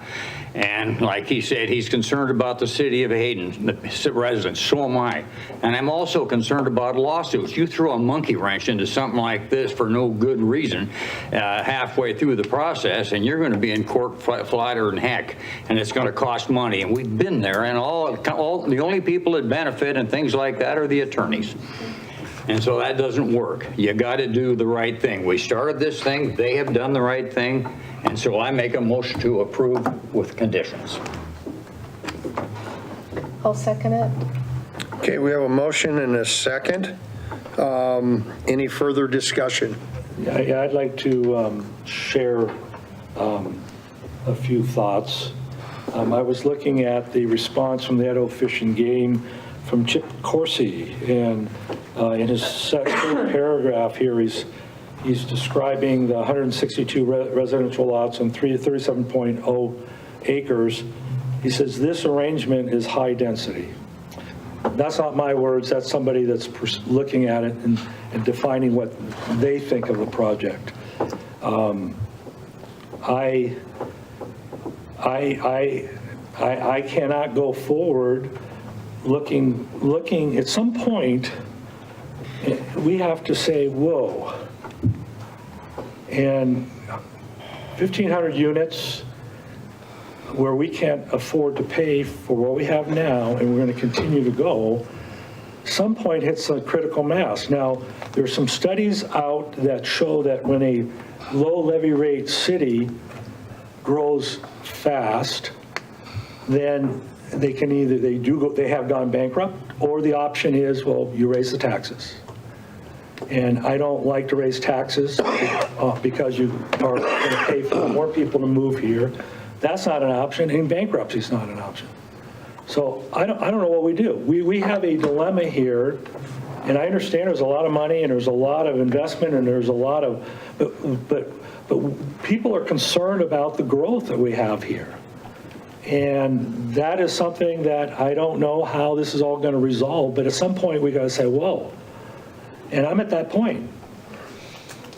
So I just wanted to share that my reason that I will vote no is we can't afford it.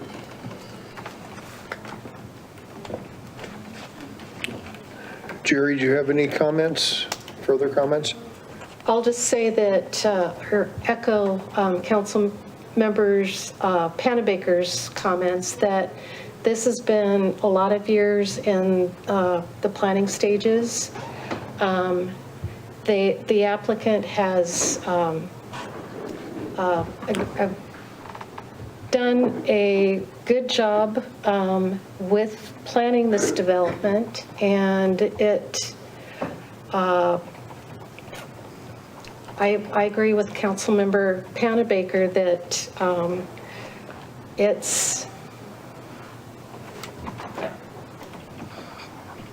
we can't, I know a lot of people are unhappy about the growth that's occurring and the density, and we have difficult decisions to make. But in this case, again, this has been planned for quite some time. It has a lot of good mixes of residential, townhomes, cottages, and I believe that it would be good for Hayden. And because of that, I support approving it. And council, not to interrupt the deliberations, but also just that the overall density by the PUD has already been approved. So again, like I said, we'll just continue to see each phase come forward. But since this is a PUD, it is unlike other developments. The density when the PUD was approved has already been set. So, and they're not seeking an amendment to that. They're just tonight by their preliminary plat seeking to be in conformance with what the PUD required for each phase. I just wanted to clarify that. And thank you for clarifying that. Okay, I think just one thing I want to add is that, you know, the city is getting, what, 19 acres? You know, that otherwise we could not afford for, you know, who knows? We've talked about community centers. We've talked about a lot of different things. So, and there's some other things that were, when Glenn brought this to the table, he brought some things with. There's a school out there now, and there's some other things. So those are good things. So anyway, can we have a roll call, please?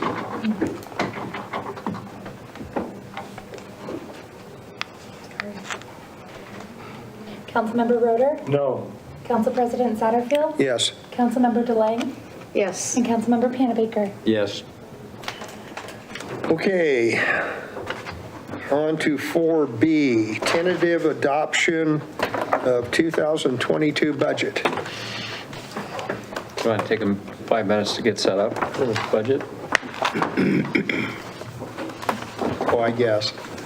I don't have to. I can. No.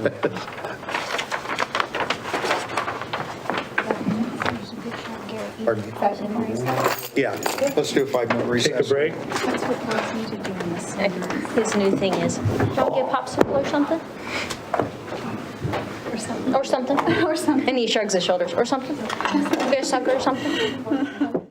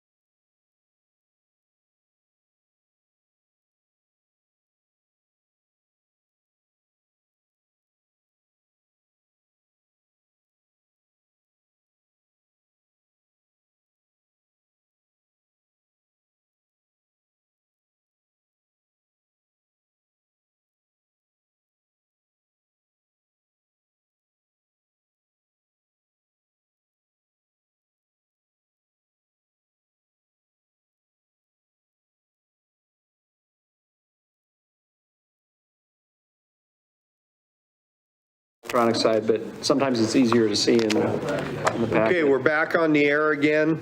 Meeting's in session again. And Brett, you've got the floor. Okay. Is anybody online? Do I need to try and share this, or is anybody? I think you're sharing it right now. Okay. All right, so tonight, this is where we're at in the process as far as our budget workshops and meetings. We've gone through all of the budget in prior meetings. We were waiting for some numbers to come back from the state with the changes from House Bill 389. We just recently got the final numbers, and it did change the property tax a little bit. And so we'll go through that. I'll show you which number, but I wanted you to show. So tonight, our plan is, I'll give you some highlights on the budget. We've already gone through most of it. We'll be looking for approval of a draft budget because we have to put that draft budget in the paper 2 times before we have the public hearing, which the public hearing is August 24th. So that's where we're at on the process. So here's some of the budget highlights, and we'll go through each of these. And at the very end, we do also want to pull up the CIP, which, you know, for some years we weren't looking at the CIP. I think this gets to some of Matt's questions as far as projects that we have out there. As far as the CIP, we don't, over the 20-year period of time, have currently enough money to pay for all the projects that we'd like to do. There isn't currently a need to do all the projects that are on there as well. So stepping back, if you'd go to page 1 on the budget, the first few pages are the revenues for the city. So on page 1, under the Department 3L, I'm going to toggle back. Let's see.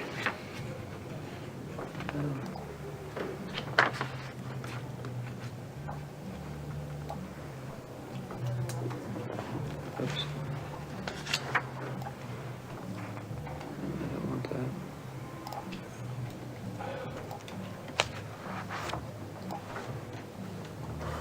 So these go-to things in the way here.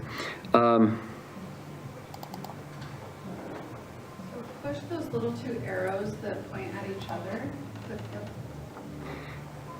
Okay, so first page, the item that I wanted to point out is the property taxes current. If you notice from our previous meetings, we were at $1,765,000 or something. Based on House Bill 389 and the numbers that we got, we had to drop that down 5,000. And that basically represents the reduction from the legislature on new growth. Is approximately the effect that's had on our budget. It's a much lower effect on us than some of the other communities because our levy rate is so low, we don't reach that 8% cap that many of the other cities would reach if they take their new construction and their 3%. And so in this budget, it represents the city taking the 3% that were allowed under law as well as the new construction. The 3% represents about $50,000 in our budget. Not a huge amount. In some years, we've seen about that amount needed to cover an increase in medical benefits. The new construction is the remainder of that. So the total increase from last year's budget is about $86,827. All right. Again, we've gone through most of these as far as revenues. The other key thing that we were trying to figure out what to do is with the American Rescue Plan Act money.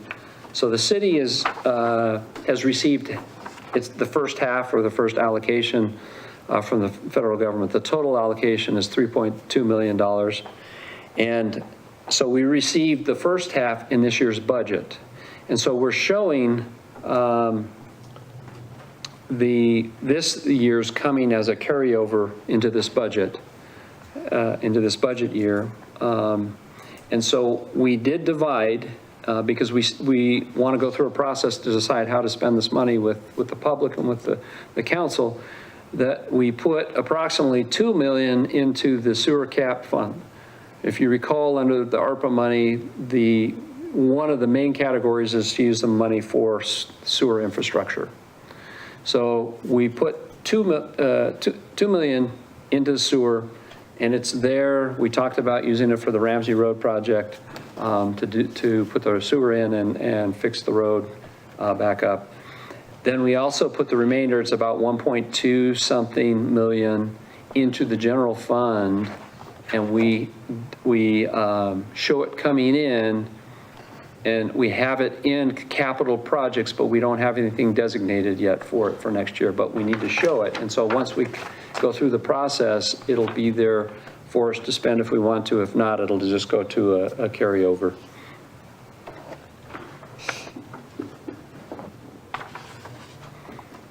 All right.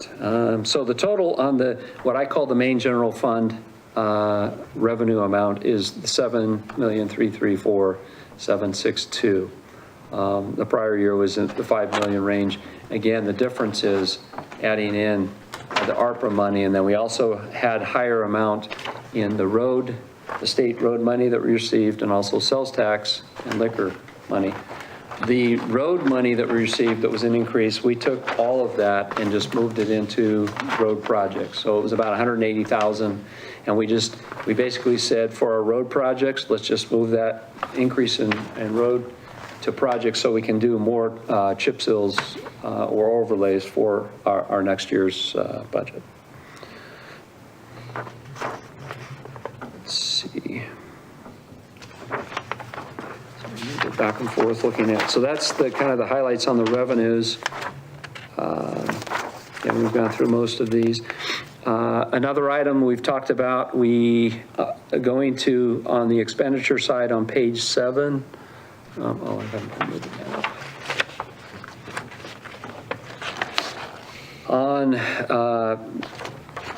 this line item right here, the Kootenai County Sheriff side of things, we increased that by almost 80,000 for this next year. That included monies for that period of time from Memorial Day to Labor Day to have a second officer in there. And then also they had requested an increase to $500,000, and we said that we couldn't do all of that this year. And so we raised it up to $402,354. So that was one of the increase in expenditures was for the sheriff contract. I received a draft contract today from Bob Norris to review and go through, and so the plan is by October 1 that we'll have a new contract in place. But as far as the amount, for this year, this is what we've plugged in and what we plan on doing for this next budget year. Question, just below Kootenai County Sheriff is contracted prosecutor, and I noticed that we haven't officially, but are we going to switch to Post Falls to handle our prosecution, or has that happened? So we're in the process of that, so that's a good catch there too. It's a slight decrease there that we have from 55,000 in the prior budget to 50,000. We're going to see how much we use, so this year we'll be there. So we have a meeting in a couple of weeks. We've approved the contract with them, and so now we're in the process of getting everybody together to have a seamless transition, to have Post Falls do that as opposed to the county handle our prosecution. Caitlin, anything you want to add to that? No, just, along having a meeting with Post Falls and the county, which includes the sheriff's office. In a few weeks, Brett and I will do that. And then under the agreement that council approved, that is set to transition starting October 1. So it starts on everybody's budget year. So, the dollar amount wasn't the reason for the change. What precipitated the change? Well, Brett, you hadn't, you don't get it. It's more accountability and cost. I think we can probably do it cheaper, but the county has just been so busy that I've asked for information on, okay, what cases, how many cases, what types of cases, and when you go from the sheriff department to prosecution's office, they use different numbers and they're not communicating, and I'm not able to get that information. So just for accountability purposes alone, wanted to do that so that we can look in and see what cases they're prosecuting, and we're just more involved in that. So for me, it was an accountability type of thing, as well as we think we should be able to save some money doing it through Post Falls. So in other words, this is a budget amount that we think can work, but maybe next year, because we're not using it as much, when we come down, is that what Yes, you're thinking? Okay. that's my hope. Good. That's good thinking. Yeah. That's my hope. Thank you. And they hired another attorney. They did. They snagged Eileen McGovern from Coeur d'Alene. So she is now Post Falls' lead prosecuting attorney. So she was a longtime prosecutor at the city of Coeur d'Alene. Post Falls criminal prosecutor, retired. So Eileen went over there. Just hoping that it's a pretty good transition with work and not an impact to staff when we have to send some code enforcement cases over or things like that. They don't have a concern about working with the sheriff's department and Post Falls prosecutor, because Post Falls also handles Rathdrum's prosecution, and Rathdrum has its own police. So they weren't concerned about having different police departments in the prosecution. So hopefully we just have more accountability and can get a better access to what our numbers are in Hayden for actual cases, because we don't have that right now. So is she in-house with Post Falls? Yes. Or is she on contract? No, she's in-house, yeah. I think Post Falls has 3 or 4, and she's the head of that department. Yep. Great. Yep. So toggling back to just the budget highlights, I think I've hit some of these. I did put on here the medical. We changed the medical benefits, those contracts have been approved. So we should see about the same or less this year on the medical based on going to AAA.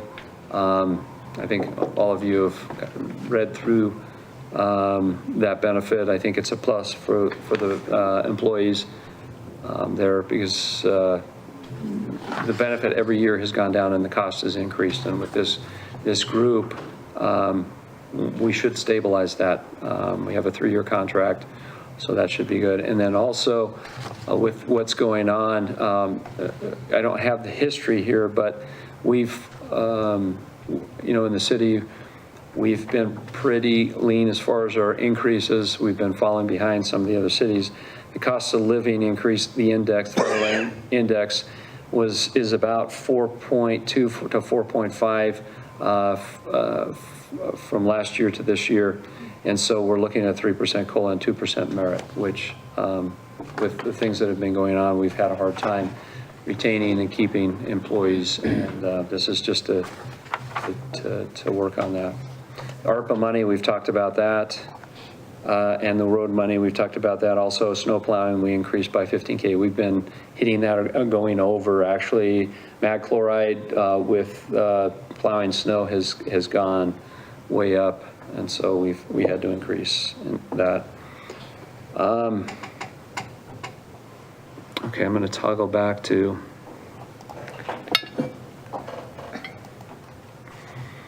actual budget so others can see it. So again, I'm just hitting some of the highlights because we've gone through a lot of this already. If you want to skip to page 25, and I'll go down there. Actually, I'm sorry, go to 17 first, and I'll show you where the transfers are happening for the capital projects and for ARPA. So this number here, the transfers from the general fund to the capital fund, this is where we were going to hold the ARPA money, and I'll take you to the capital. We're transferring $1.899 million for the various projects, plus the combined ARPA money of about $1.2 million. So the remainder are for projects that are planned for this year. And so if you skip to page 33, that's where the major capital projects fund page is, and I'll take this down.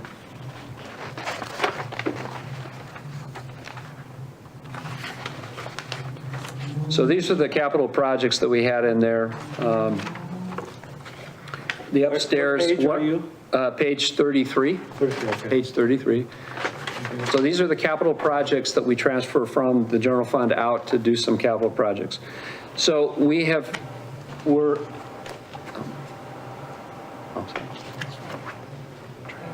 get that off there so you can see.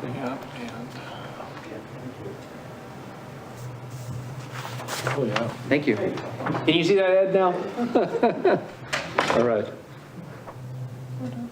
Yeah, that's a little better. So these are the capital projects. Upstairs, one of the things that haven't done that we need to look at is we need an elevator for this building. People access upstairs, we're not ADA compliant. And so we put in here a remodel and money for an elevator to take care of that. We have people that come up that want to do business upstairs, and if they can't go up the stairs, then we try to use this room and bring people in here, and sometimes this room's used, and so it's not an ideal situation for conducting business. We're working on fiscal analysis software. This is something we've talked about, and I think folks that are concerned about the growth, one of the things that we want to try to do is to come up with a model that when a subdivision comes in, that we can plug in some numbers and look at what they're bringing in as far as a subdivision and what their costs are, so that we can look at it and determine concerns with growth. And that's something I've checked with other cities. I've talked with other city administrators, actually not just here, but in other areas, and nobody has this. And it seems like it would be a good thing to have. And so we've worked a little bit with FCS, and we worked with another company. So we're not there yet. This is taking us some time, and we've been busy with other things, but it's something we've put in here, just a bare minimum that we could use to develop this model to look at what it's costing to bring subdivisions in. We need a water truck for Public Works. The one we have, I forget, is it from the 70s?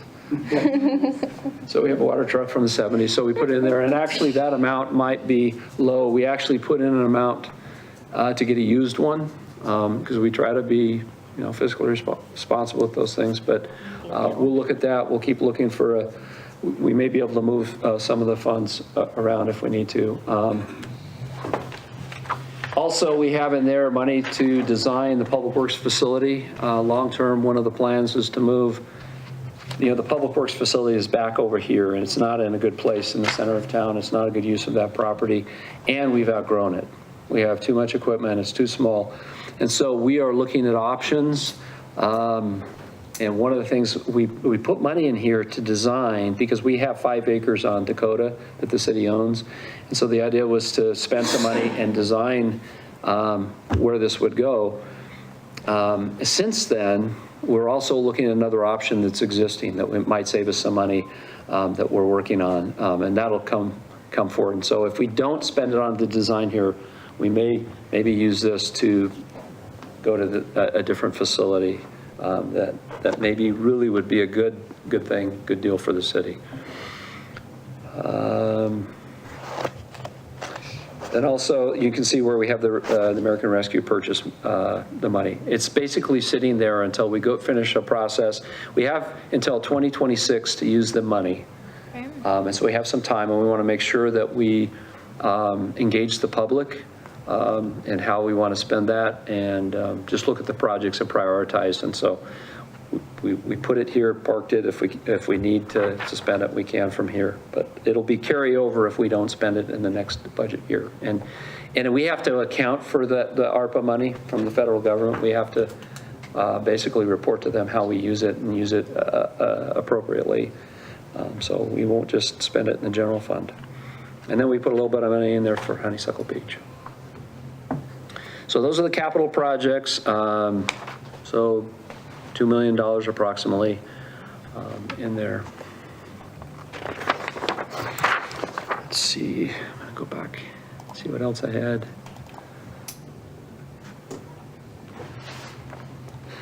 So going to the sewer side of things, we went through all of I call them the minor general fund. We went through impact fees, fiduciary funds, all of those in our last meeting. Those were pretty standard. Going to sewer, we did include the money for increasing the operational and maintenance on the sewer side. And this one, that's according to the FCS plan that they put together that has a 6-year plan, for us to meet the needs for the treatment plant. And so I say this every time we do this, that the money that we're increasing, other than the money that was for the lawsuit, is for the permit requirements. It doesn't have anything to do with the growth or increasing there. The portions of the Phase 2 sewer plant improvements that have anything to do with expansion come out of the cap fee money, different money, not out of the operations and maintenance. Not our cap fee money comes out. It's their cap fee money, but we're paying it when somebody comes in. It goes to Harbs, but so they basically divided it into the permit requirements or the environmental requirements that the city's facing. That's the primary piece of it. Replacement, when something runs out, and the third piece is for expansion. And in the Phase 2 project, there are designations for each of those based on what the project is. And so I just, again, nobody wants to raise the monthly sewer fees, but that follows the FCS plan to keep us on track to be able to pay for those improvements. One of the things that we're looking at, Sandy and I are looking at, is to come up with a policy for folks that might be limited in their ability to pay an increase, that we're looking at a proposal where they could apply to either stay constant or to receive some assistance on the increased portion, so that those that may be struggling, that we can do something with it. So we're working on that. We hope to have that in place if the council approves it in the coming months. So Sandy, do you have something you wanted to say on that? No, we're modeling it after the program that's in Post Falls. They're the only other local city that offers an assistance program.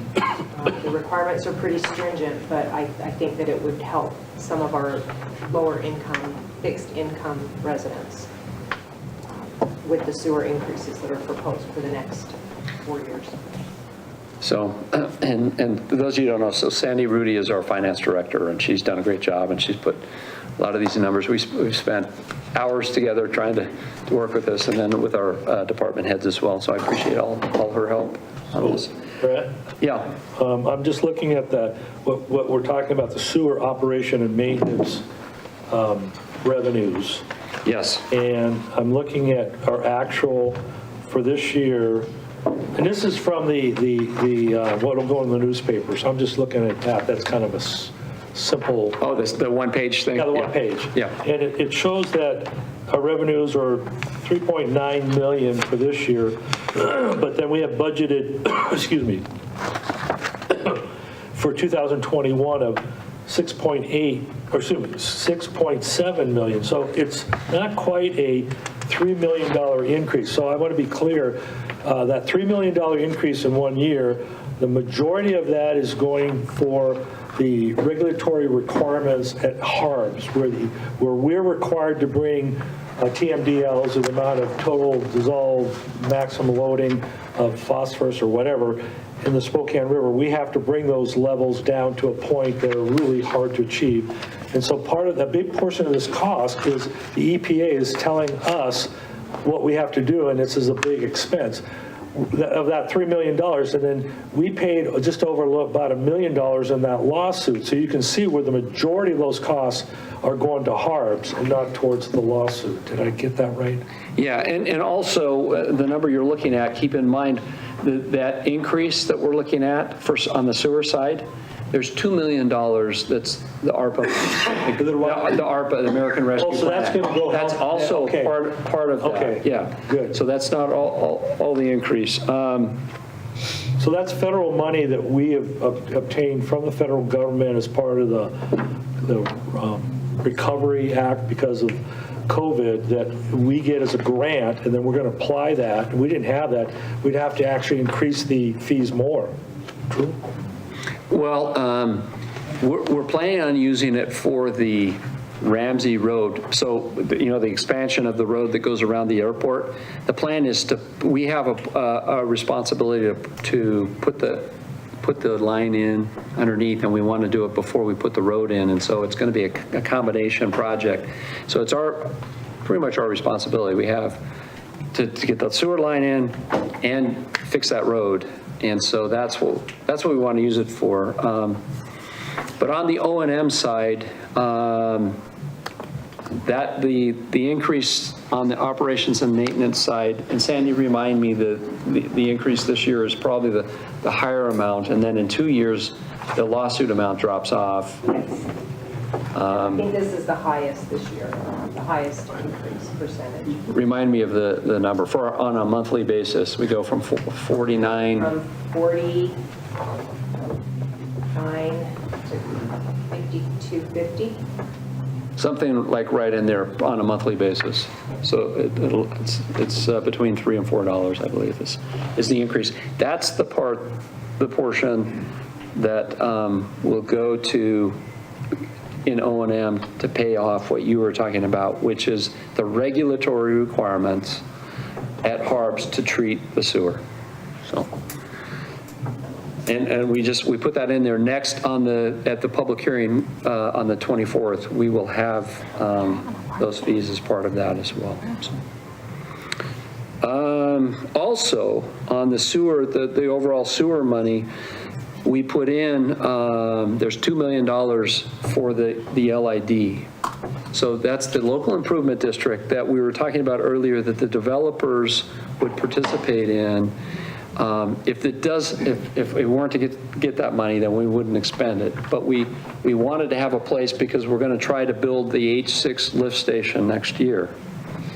And so we put in, we're still in design and work there, but we wanted to put $2 million in there to build the H6 lift station. And it's listed, actually I can go. Page 44.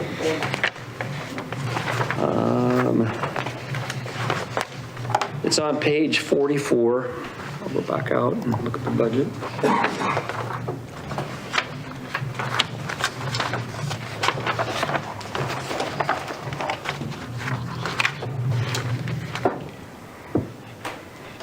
It's right at the bottom. I have to go a little further. So right there, it's got H6 construction loan paid by LID. So we show that as a revenue coming in, and then also an expenditure on the other side to put this in. Also, every year, I think we mentioned this $3,960,000 is in here. That money, that's not cash, but the auditor requires us to put it in there because that was approved by the Hayden voters as an amount that we could levy. And so it's required to be put in there, but we don't really have, at this point, any plans to utilize that. So it just shows continues as a revenue, and then we show it as part of the expenditure. Because just for the public, those funds all have to match. So the revenues and expenditures have to match under state law. All right. Those were the key sewer. I didn't want to take a ton of time. Got the sheriff, capital improvement. We did that. Oh, and this gets to, Matt's thoughts. I wanted to, on the number, when you look at what will be published in the newspaper, the previous year has 26 million total budget, and then this year it's 39 million. So I went through to look at, and you can look at the different line items to see what's increased. We're not increasing taxes by that amount. I looked at this, and we've got the ARPA money is 3.2 million of that. The lift station is 2 million. We had grants in there estimated about 2.6 million. And increases in like sales, roads and liquor, 700. And so when you look at the comparisons, there are increases that we won't see every year, but that's why there was a dramatic increase from 26 million to 39 million is mostly those items that I just mentioned. So if you want to go more in detail on those, you can get with us. But our budget overall, when you look at the general fund, and you take out the ARPA money, it's, it's less than $1 million increase, so on the main general fund side. All right, any questions on the budget? Again, we've gone through a lot of this. We have the CIP. You want to go through the CIP tonight? We can do it. Can I, before we go on to the CIP, I want to relate back to the one-page sheet that kind of, it stuck out at me, and I want to ask, what is the reason for such a large increase?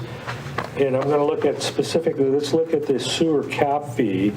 I'm looking at fiscal year 2020, and we have actual revenues of 1.2 million. And budgeted revenues for 2021 go up almost 6 times in 1 year. And then when you compare 2020 to 2022, it's 10 times. So the first question is, why are we seeing such a dramatic increase in sewer cap fees? Is it because we've increased the sewer cap fee, or is it because we've sold a lot of cap fees? So there's other reasons. So there are, part of it is the sewer cap fees that we sold. Part of it is we put the ARPA money in the sewer increase. Part of it is we haven't spent any of the, like the carryover. So it carries over each year and increases until we do a major project. So usually the major projects are in the $1 million range. So that's...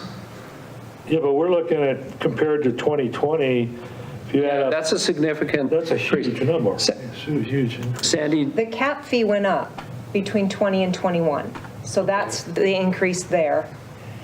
And then if you look at what we had budgeted in the current year, we had 1.3 million, and for 2022, we have 2.4 just for capacity. I don't know what you're looking at. I'm looking at the one-page sheet that does. Okay, so that's everything that's in the capitalization. That does include the ARPA money and everything. So it's a skewed what normally, because we have a big injection of money. That isn't because we're selling a bunch more cap fees. No. Okay, that's our cap fees did go up slightly, but not that many. No. So then the same question goes to the circulation impact fees, which are road fees. Going from 2020 to 2021, that's a 7-time increase. And then from 2020 to 2022, it's a 9-time increase. Did we also put money in there, or did we get federal money?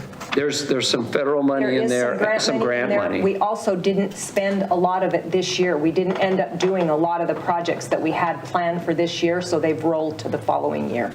So we're close to 3 million that we rolled over. Again, we wait till we do a big project. So the 3 million rolls over again. And then also we put in there, it's like 2.6 in, we were anticipating some federal dollars. For Ramsey. And then also a state grant.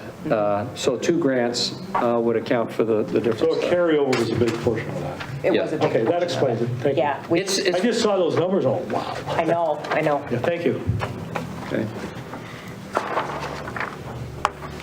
All right, let's go through the CIP numbers. While we've got that up on the screen, I just want to point out that at the bottom it talks about publication dates, and we've had to move those because the press no longer publishes on Monday.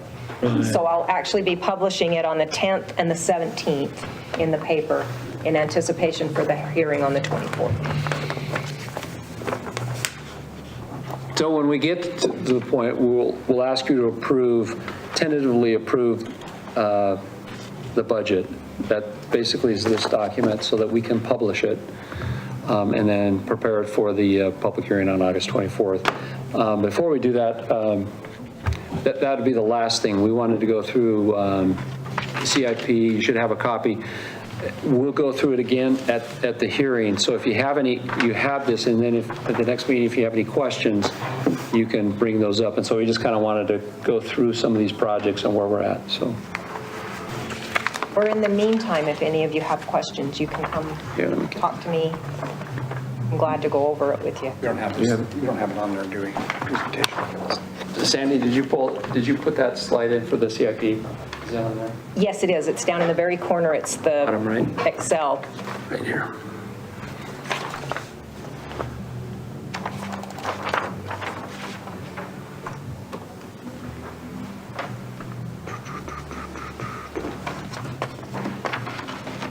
All right, let's see here.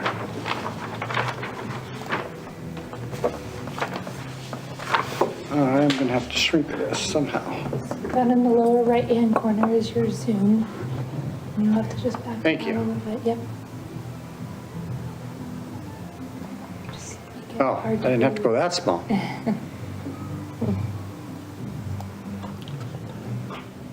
That's pretty good. Okay, so this is like a 5-year capitalization plan. So we kind of try to look out 5 years because these projects take a long time to develop and get done. But the one that's most critical, of course, is the 2022, because those are the projects that we would like to complete in that year. And so also, if you look in the 2022, you'll see there's 3 colors. The gray is just to kind of keep our focus on that year. The dark blue is projects that are actually funded by HARBs. So they're here because we have to manage them and we have to take care of them, but we're not paying for them. They relate to projects that we have to make our projects function. So in this case, you'll see those are H6 force main projects. When we build the H6 lift station, if the force main isn't built, then we can't pump it to any place. So that's why it's in there, because we need to get that done. And then the lighter blue is the HURA funds. And of course, again, we're managing those projects here. And so we kind of keep track of them so we know what they are. And we need one place to keep this so when we look at what projects we need to get done, these are the ones we're going to try and get done next year. So a lot on here. So it's going to be a really busy year. You can look at those and just going right down the list here. We got the Maple Park, which is really just property purchase. We're hoping that happens this year. We're budgeting for it. Viking South Park, that's out there at Carrington, out towards Hayden and Hutter. Ramsey Road Sewer, Wyoming to Reed. That is the sewer project that Brett was talking about. We've got federal grants to build Ramsey Road from Wyoming to Reed. And those money comes available in 2024. Before that road gets built, we have to have all the public infrastructure. So we'll be having a joint project that's going to take place between the city for sewer and Hayden Irrigation District. They'll be putting in water, and that's all going to try to go in the ground. That way, when we get to the federal project, we can get the road built.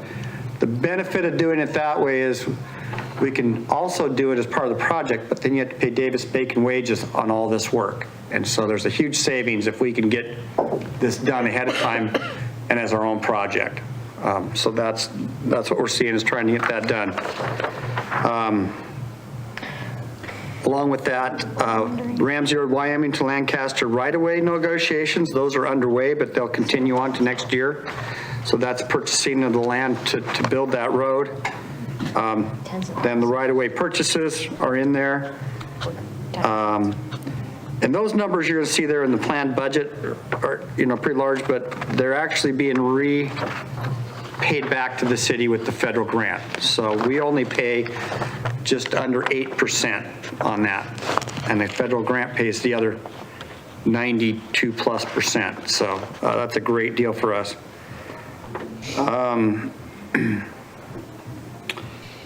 We got the design of the sewer that's taking place, Dakota to Wyoming. That's the gravity sewer that will take place to support the H6 lift station. The right-of-way, we'll have to purchase some right-of-way, and then we're going to have construction costs on that. So that's design, construction, right-of-way, all in 1 year, we're hoping. Hayden Canyon Park, we want to get the design done out there so that when opportunities come, that we can maybe get some funding, grants, whatever we can out there. Mark's Ranch Park, that's the property that was donated to the city. Basically, it's going to be donated to the city from Lakes Highway District. That we want to get the design done so that we can, that'll be a joint venture and cost between probably the city, the developer, and we're hoping also maybe the Avondale Irrigation District, because they're part of that funding. Actually getting the property was that we would provide a spot for a water tank. And so we're kind of incorporating that into the design, so that design we need to get going. Start our pickleball courts, we'll get the design done for that. Public Works facility, again, Brett went over that. We have dollars for design here. We are looking at some other options that this money may get used still for the park, for the public use facility, but it may be a different look at it. And then again, now I'm down to the H6 lift station. That's purchased property. We're going to have the design and the construction again in this year. Those are some of the costs that we're talking about that are going to take out of the sewer cap fee funds that we have that are building up. So, and Brett said that these projects are $1 million projects. They're actually multi-million-dollar projects. So, and those are projects that we have to do. I mean, we're already under the gun to have to do those projects. So we're going to update our impact fee study this year, working on that. And so or next year, Crawford Park, 10 acres. We got a grant. And so we're going to get that design done and hopefully get that built or parts of it built. Brett went over the elevator, some City Hall remodel and elevator addition. The 4th and Honeysuckle Roundabout, that design is pretty much done. We're hoping that we can construct that this coming year. Hayden Ramsey intersection design, it's underway. So this is really just a portion. We'll have part of that's being funded this year, part of it be funded next year. Same with the Hayden Atlas intersection design, and then we've got some money in there for the Stoddard barn improvement. We want to get some improvements out there, get some electricity, maybe get some to where we get closer to where we can utilize that maybe for some other events. So well, then we have the other projects that are being funded by her that the city will manage, and that's the Government Way Miles intersection improvements. We'll be finishing up the design next year. We're almost done with it. We'll have some right-of-way purchases that will have to take place to build that construction, and then we're also finishing up a planning study for Government Way. So those last items in light blue, that does not come out of the city's budget. Those are just on here for our accounting and our use because we do manage those projects. So, and then you'll see in the following years, you'll see that what we've got is like next year, the projects that we're designing this year, you'll probably see right-of-way purchases for that in the next year, and then maybe then it rolls down into construction. So the projects that we're designing this year and not building, they'll have components in the next 2 or 3 years that bring that down. And so you'll see these things kind of repeat. The project will repeat, but the unit of what we're doing in those projects will be different. So that is really just, and then across the top here is also where these funding is coming from. So if you look across the top, like for the Maple Park, right? If you look, that's in the Parks and Impact fee column. So that's going to be paid out of that fund. If you go down to the Ramsey Road, Wyoming to Lancaster right-of-way negotiations, you see that we've got $5,000 coming out of the circulation impact fees, and we got nearly $70,000 coming out of the federal highway dollars. So that's where I was saying those are federal grants, and they pay the large percentage of that. And so for each one of these, we've shown where that money, what accounting unit that money is coming out of. So that's really what I wanted to share with you guys. Question. Yes. On all the projects in 2022 that you have listed here, with the exception of Harbs and Hura,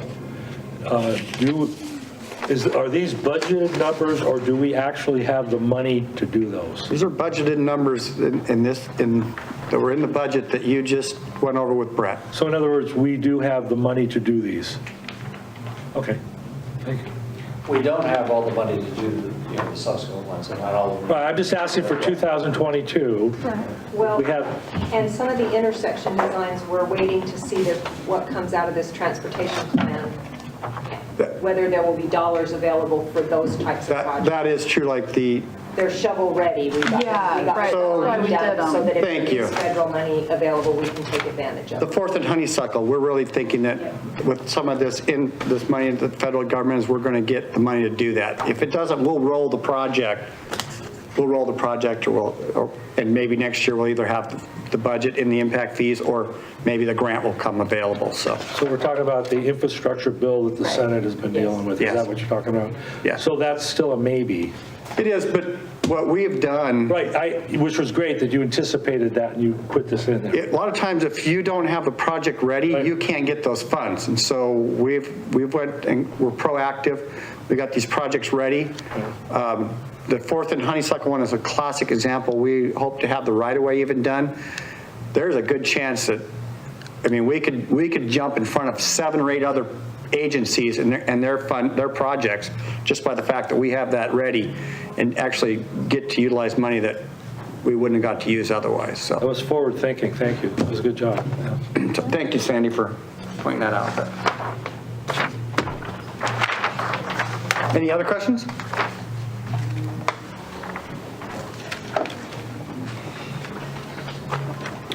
Okay, I think that's what we wanted to present tonight, and if you have any questions, we can go back in or look at anything. What we're asking for is approval of the draft budget so that we can publish it in the paper.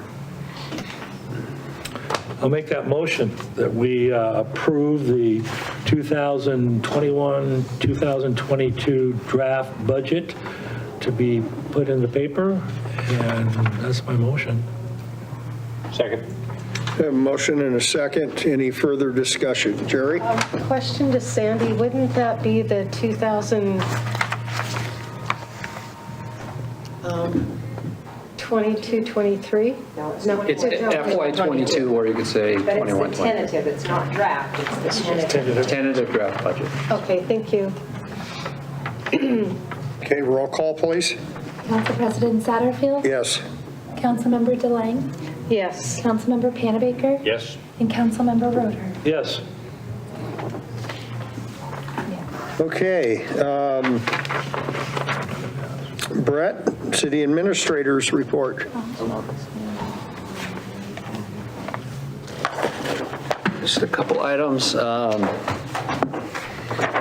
I think you mentioned earlier, this is National Night Out that's out here. The Sheriff's Department put that on. They weren't going to do it, and then kind of last minute, they decided to do it again. It's kind of fun for the kids and even adults, but they provide information for public safety and give freebies out and stuff like that. So depending on when we finish, we can go out and say hi to the officers and see what's going on out there. Also, Hayden Days, thank you for, your participation. It was really nice to be back in person with everyone. I personally really enjoyed the flyover. That was my favorite part. We had 6 planes fly over, and what? I thought there were 7. Was there? There was another. There were 2 additional ones, yeah. But that was. They volunteered to do that for us. We asked them to do it, and they came up with, and that made it fun. Anyways, I think a lot of people appreciated being able to be back together in the park and have a parade and those kind of things. And I mention all the time, having a parade like that is really, you get the kind of the small town feel when you come to a local parade like that, and people are walking around and the kids are playing and stuff. So Be nice if we could throw candy out to the kids, wouldn't it? some people did. So we've got the hearing on August 24th. If any of you can't make that, let us know. It's always nice to have all of you there for that. And then also a reminder that we have our regular meeting on the 10th next week with items. And so this was, we called it a regular meeting, but it wasn't our normal meeting, trying, basically because of the state, what they did to us under House Bill 389 and not getting the information, we couldn't finalize our budget until basically yesterday. So, and again, thanks on, Hayden Days for Susie and the recreation group, and then also Alan, the public works guys, helping with the parade and everything. I thought it went really well, and so appreciate their help with all of that. And Sandy, thanks again for help on the budget. So it takes a lot of hours to look at the numbers and go through them. So with that, that's all I have this evening. Okay, council, Jerry, do you have anything? Nick?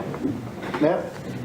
The only thing I have is, again, kudos to Susie, Lori, Reno, the street department guys. I mean, just about every employee we got here did an excellent job with Hayden Days. Bill is our go-to guy. I think I received more compliments from general citizenry this year than I ever have, as far as how helpful everybody was and stuff. So, if they're not here, please pass it on. Yeah, we can't do it. It's a huge team effort, so. I also want to thank Donna and Melissa and Shannon for participating in the open house the other night. I spent about the first 2 hours there.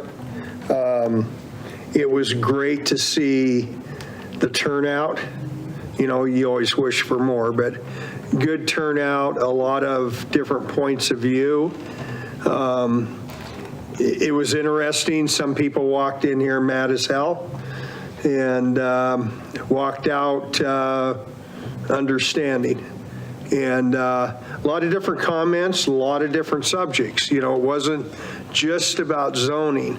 There was, I think, Melissa, you were talking to a couple of ladies in regards to roundabouts and things like that, so, it was a great exercise, not only for the zoning issue, but just to help educate the people on a lot of different issues. So kudos to you guys. You did a great job, very professional, and thank you.